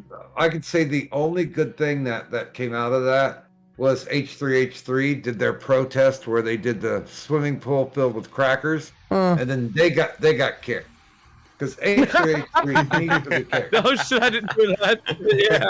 Yeah. See, I remember hearing about that. I didn't know that they actually got kicked for it, but Yeah, Fucking The- poetic. the thing that was funny to me is you have a self-proclaimed socialist. Well, he's not even really a socialist. He's a fucking communist talking about Hassan. But you have someone who is essentially a communist pouring bread products over them in a freaking hot tub. It's like, yeah, you just summed it up. I'm good. I think H3H3 should get removed from as many platforms as possible. They stopped being funny about 6 years ago. Oh, I'm not going to defend them. They're getting exactly what they advocated for. You want censorship? Well, guess what? They're a private platform. They can do what they want, even if it means banning your dumbass. And So, and there that you go, Twi- buddy. And that Twitch is fucking creepy. I hate Ethan's Twitch. I don't watch Twitch Oh. at all. No. the Ethan facial has tick. like a weird facial hair twitch. Yeah, he's got a facial tick. I don't know that much about H3H3 other than people calling him out for being an absolute hypocrite and dressing like a 3-year-old. Which I guess now is technically hate speech according to him. Stop wearing beanies and looking like a dipshit. You know what? If you're gonna entertain me, entertain me. It's just like Hollywood actors that, I was felt compelled to come out and speak on this. Shut up. That's not why you got famous, for your political beliefs or the fact that you sell vagina scented candles. Shut up. Yuck. Do what you get paid to do, and that's it. That's all I want to know about you. Dude, I like I said, dude, you get paid to play dress up and make believe. And I do not need to know about your political opinions, nor do I care about them. Continue to play dress up and make believe because that's all you're good for. You're an entertainer. By the way, my Saints are getting their ass beat, 17-3 Dolphins. Ooh. What the Ouch. fuck? Yeah. What? Wow. What? What? Well, what period? What quarter is it? They're going to the end of the third. Yeah, that's not good. Or no, wait a minute. They are already in the fourth. They're 2 minutes into the fourth. Oh, Oh, I got time. Maybe a little bit. cross your fingers, I guess. Dude, it's the Saints. Who's their quarterback now? Because didn't Drew Brees retire? Yeah. A kid by the name of Book. He's not that great. I was gonna say the fact that I haven't heard of him probably means you're not gonna have much luck pulling out a Hail Mary or two to get you back to competitiveness. Well, they're 7-7 right now. If they win their last few games, then they'll get a wild card. But that's it. So they need this game then to be a wild card shot. Yeah. God, dog, they're eating you alive in the chat. What? They're talking shit. Bearduck and Vlad. Yeah, I know. The Dolphins. Good fucking God. They've got a quarterback that you cannot pronounce his name. I mean, I've been a Saints fan for a long time, mostly because I was never gonna root for the Cowboys, and I lived in Houston for a while, so I went with the Saints. So yeah, I'm a Saints fan, but Houston would be the back in the day Oilers or the Texans. Yep. I was cool Not the with the Cowboys. Oilers because they had Earl Campbell. Man, the Oilers were great, man. I can't believe they fucking left. Fucking douchebags. Well, they became Titans, Yeah, I know. and you know But- how that worked out. To be fair, my three football teams are the Texans and the Saints for reasons I already just explained, and also the Redskins, now known as the Washington football team. Yeah, For I whatever reason. actually, for the first time in my entire fandom, I bought another team's jersey because it was an actual Redskins jersey. Oh, I've still got one, and again, there. So I have Native American both on my mom and my dad's side, but I know a few Native American people, and when they changed the name to the Washington Football Club, they took that as an affront. And Yeah. they were not happy about it. They were pissed. Dude, it took them decades to find one tribe to go, yes, we find that offensive. And then they changed it. And it's like one tribe, like this minuscule, never heard of these motherfuckers before, don't remember their name.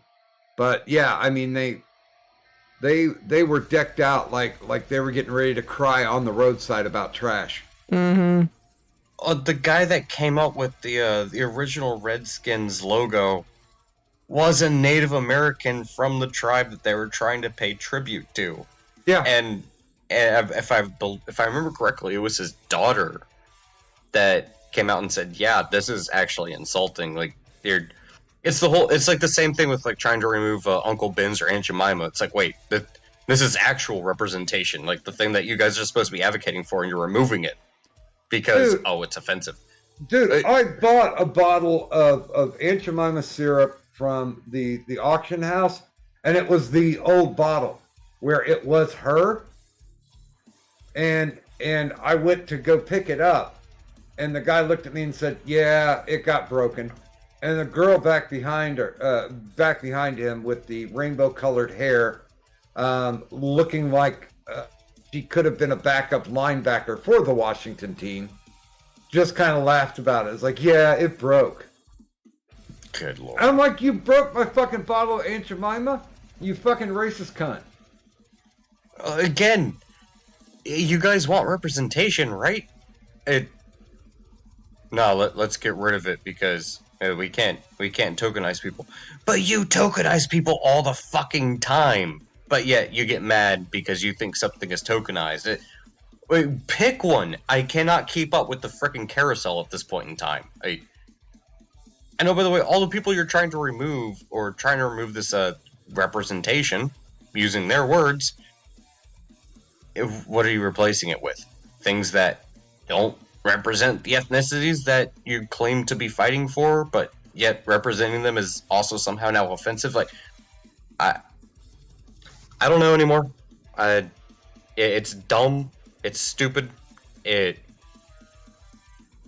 Maybe just be happy about the fact that somebody was successful. Maybe that's why they're upset. This person's successful and they have their name on something. They managed to produce a product that people like. Well, don't know. and here's the thing. It's not as if the actual fans, because believe it or not, Washington does still have fans, that the actual fans themselves really gave a shit. It's just the ownership. Somebody got into the owner's ear and said, "Oh yeah, the name needs to be changed." It's not going to make you a better team.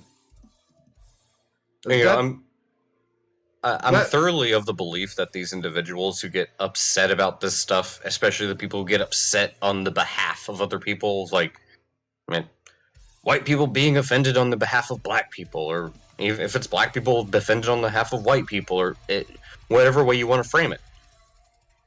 I don't Dude. think it has anything to do with the fact that whatever they're protesting or upset about is that it's actually offensive. I think it does come from a place of jealousy, and they just don't want to see somebody else be successful or celebrated because Dude, they're jealous. The only way it works is by liberally applying white guilt. Because apparently white people do own everything. So why not make them feel guilty? I mean, normally that would work, except for using Aunt Jemima as an example. She started that company herself and then sold the patent and made an insane amount of money off of it. And everybody enjoyed the product that was provided. Whether you're white, black, Asian, Native American, Hispanic, doesn't matter.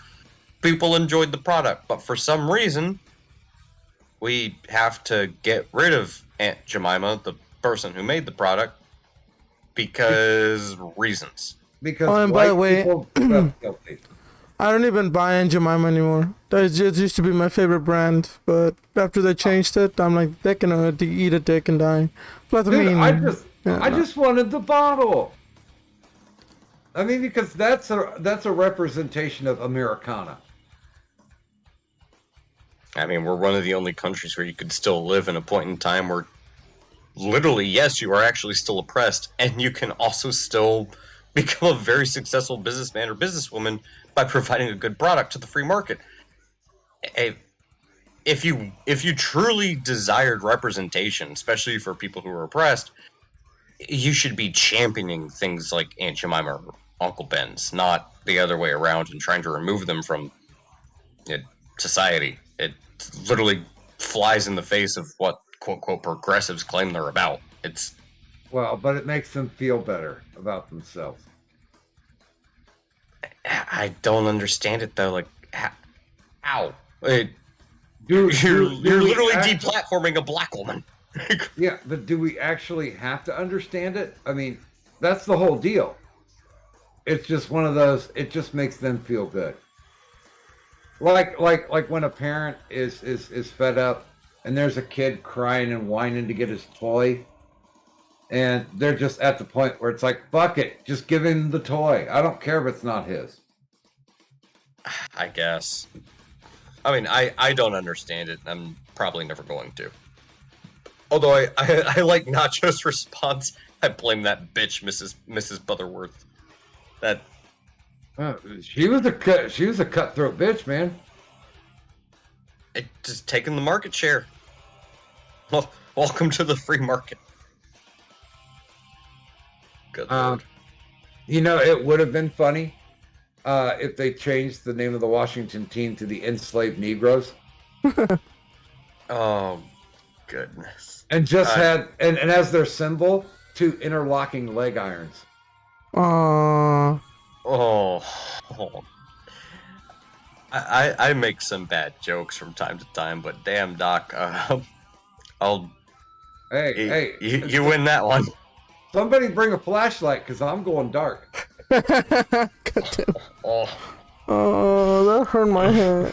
God damn it, Doc.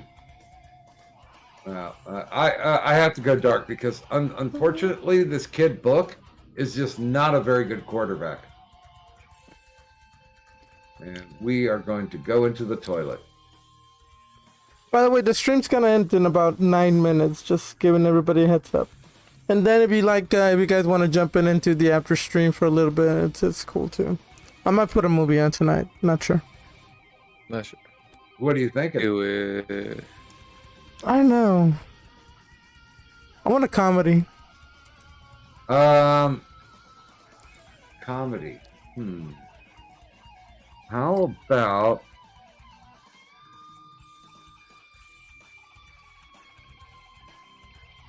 How about 14 Years a Slave? I heard that's pretty funny. I mean, it's funny for us, but maybe. Oh wait, it's 12 years. I don't want to put any extra time on anybody. I mean, some people would have Surprise. won. I'm surprised you didn't say Blazing Saddles. I love me some Blazing Saddles.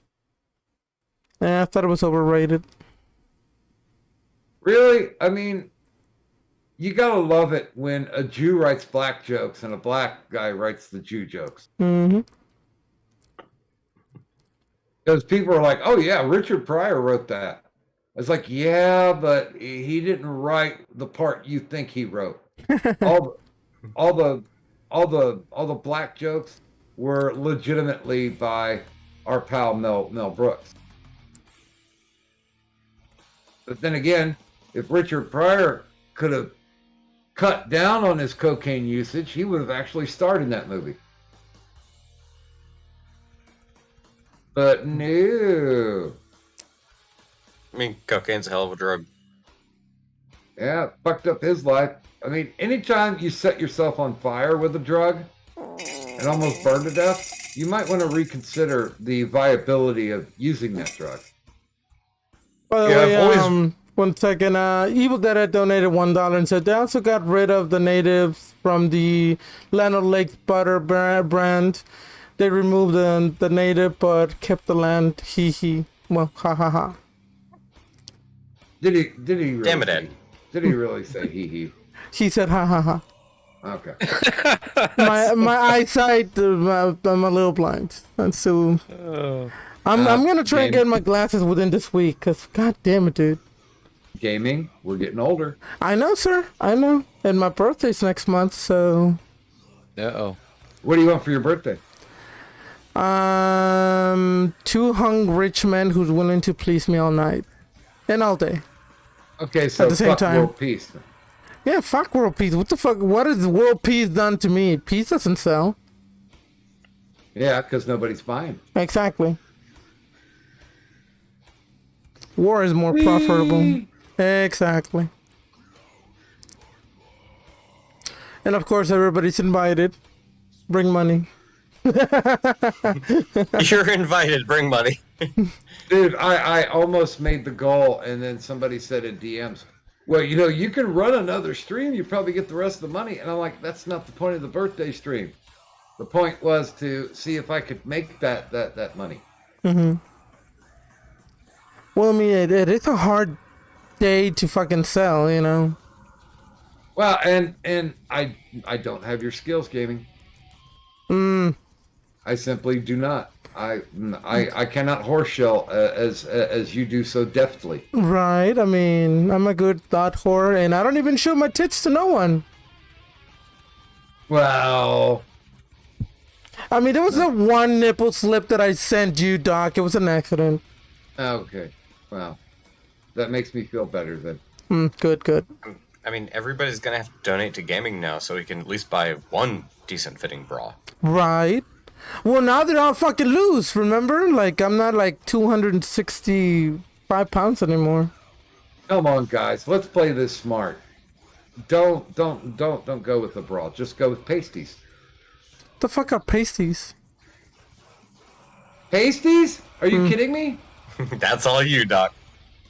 Here, you know what? I will put up. I will give you a picture of it. Oh god, they better not be like nipple tassels. That's what pasties are. Ah, then no. Oh god, no. Okay, I put in pasties. Here's what they gave me. Was it some kind of candy? No. Here, let me. I mean, I would buy that. Who wants some pasties? This took a very strange turn. Don't hate. This is the first image. See? I knew it. Well, it's not candy, but It's like, no, I didn't type in pastry. God damn it. That's all that came up. Apparently it's a fucking Midwestern colloquialism. well, it's something that is referred to. I would say flaky, you know, but instead of saying flaky, they say pasty. I don't know. If you got flaky titties, there's a bigger problem. Well, you take a shower and Indeed. remove them, you know. You know, something like that. Or if you really have an issue, they have these things, which I could have recommended. Now I'm kind of at the age where I think if women are going to try and look attractive, they might want to buy a set of those. But then again, you know, why would you, you know, because that's like sticky stuff. Mm-hmm. I would think that would be kind of painful taking off. There's so many. God damn it, so quickly. many jokes. Well, you know, we'll take one or two of them. Just going with what you guys are talking about, I'm never gonna be able to look at or hear the term bakery without chuckling anymore. Pasties. Gaming. So It worked! Yay! just go into your local bakery and go, I've had pasties on my mind all day. Do I get the sticky bun at a discount? Hell yeah! Oh, honey, we Nacho, got sticky bun. no! Yeah, it's glazed, right? Oh, yeah, that's the only way you get them sticky. Oh. I'll take one sausage bun, please. I mean, I'm willing to supply that to you, Doku.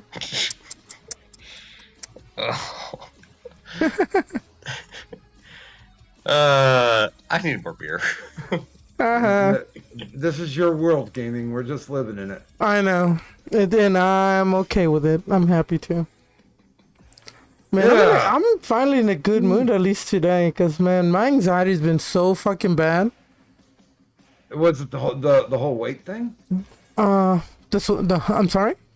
Was it the whole weight thing? What wake thing? Weight. No. I just... There's nothing that is bothering me. There's nothing that's bugging me. My whole family is fine. Everybody's healthy. Everything's good. Just my brain just fucking acting crazy, So this morning I woke up almost to an anxiety attack.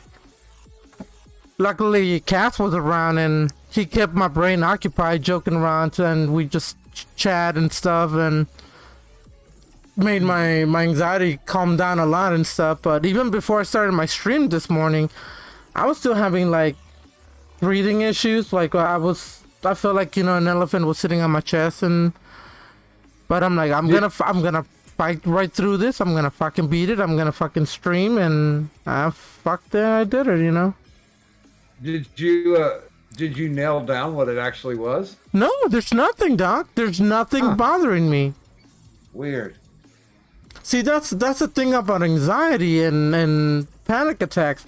You don't need a reason to fucking get them. Yeah, I can understand that. And I can say life is good. I'm really happy. I'm excited about my weight loss. I'm excited about the future.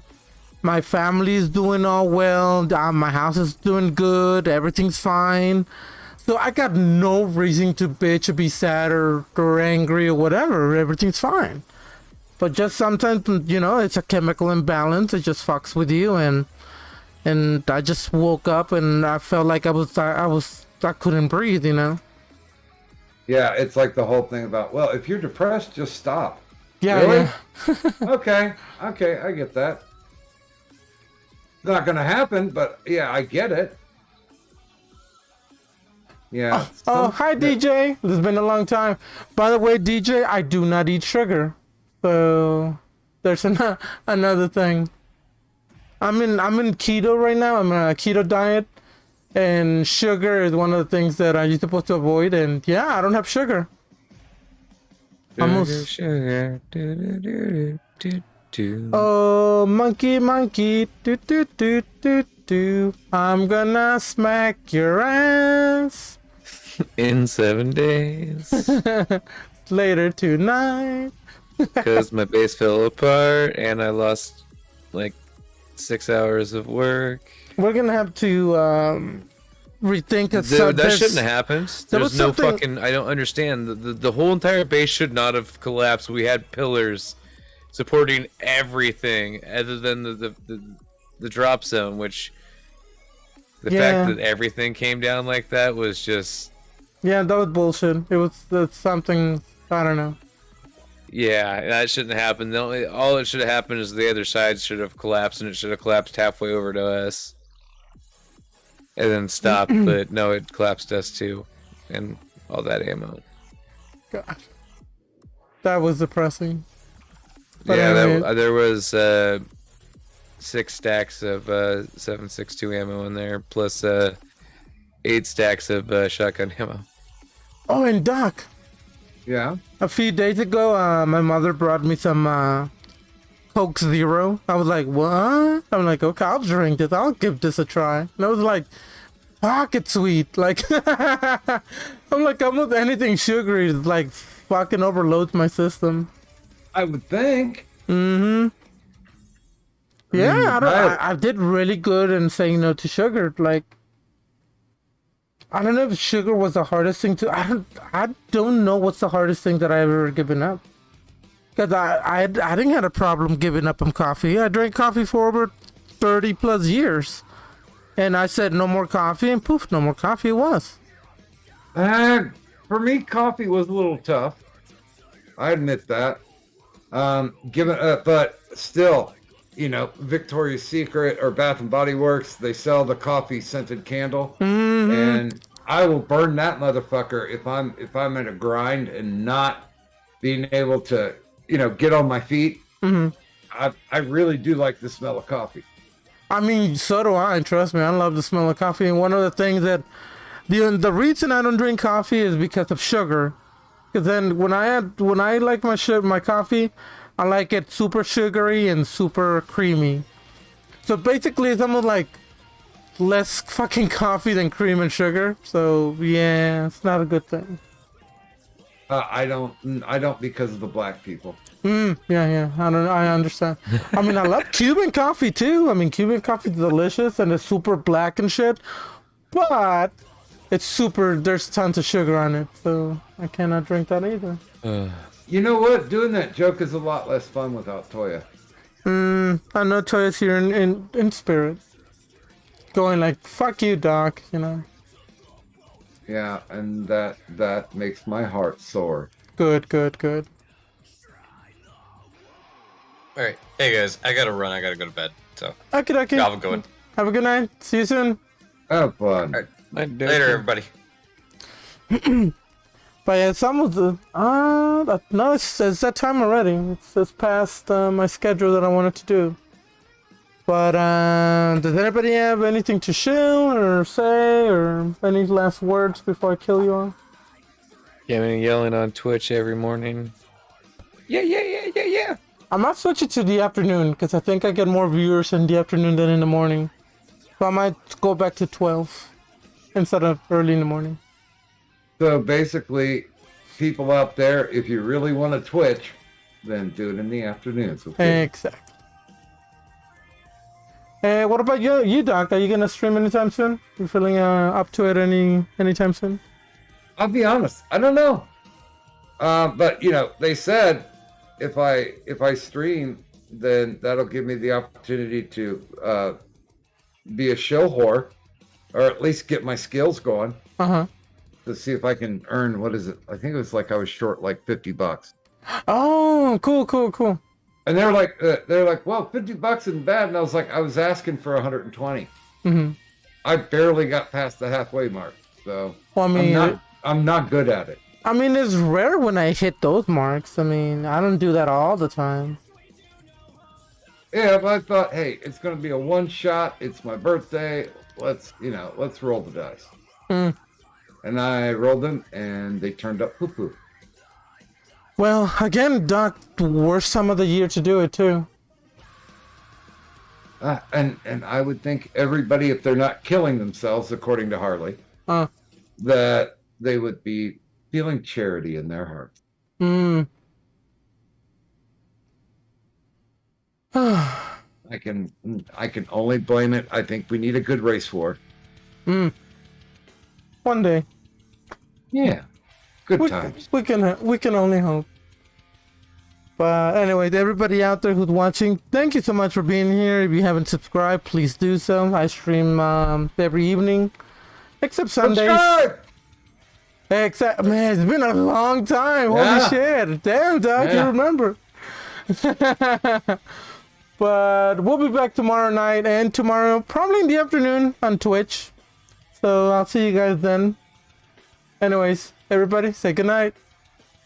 Good night. God. Roll the credits.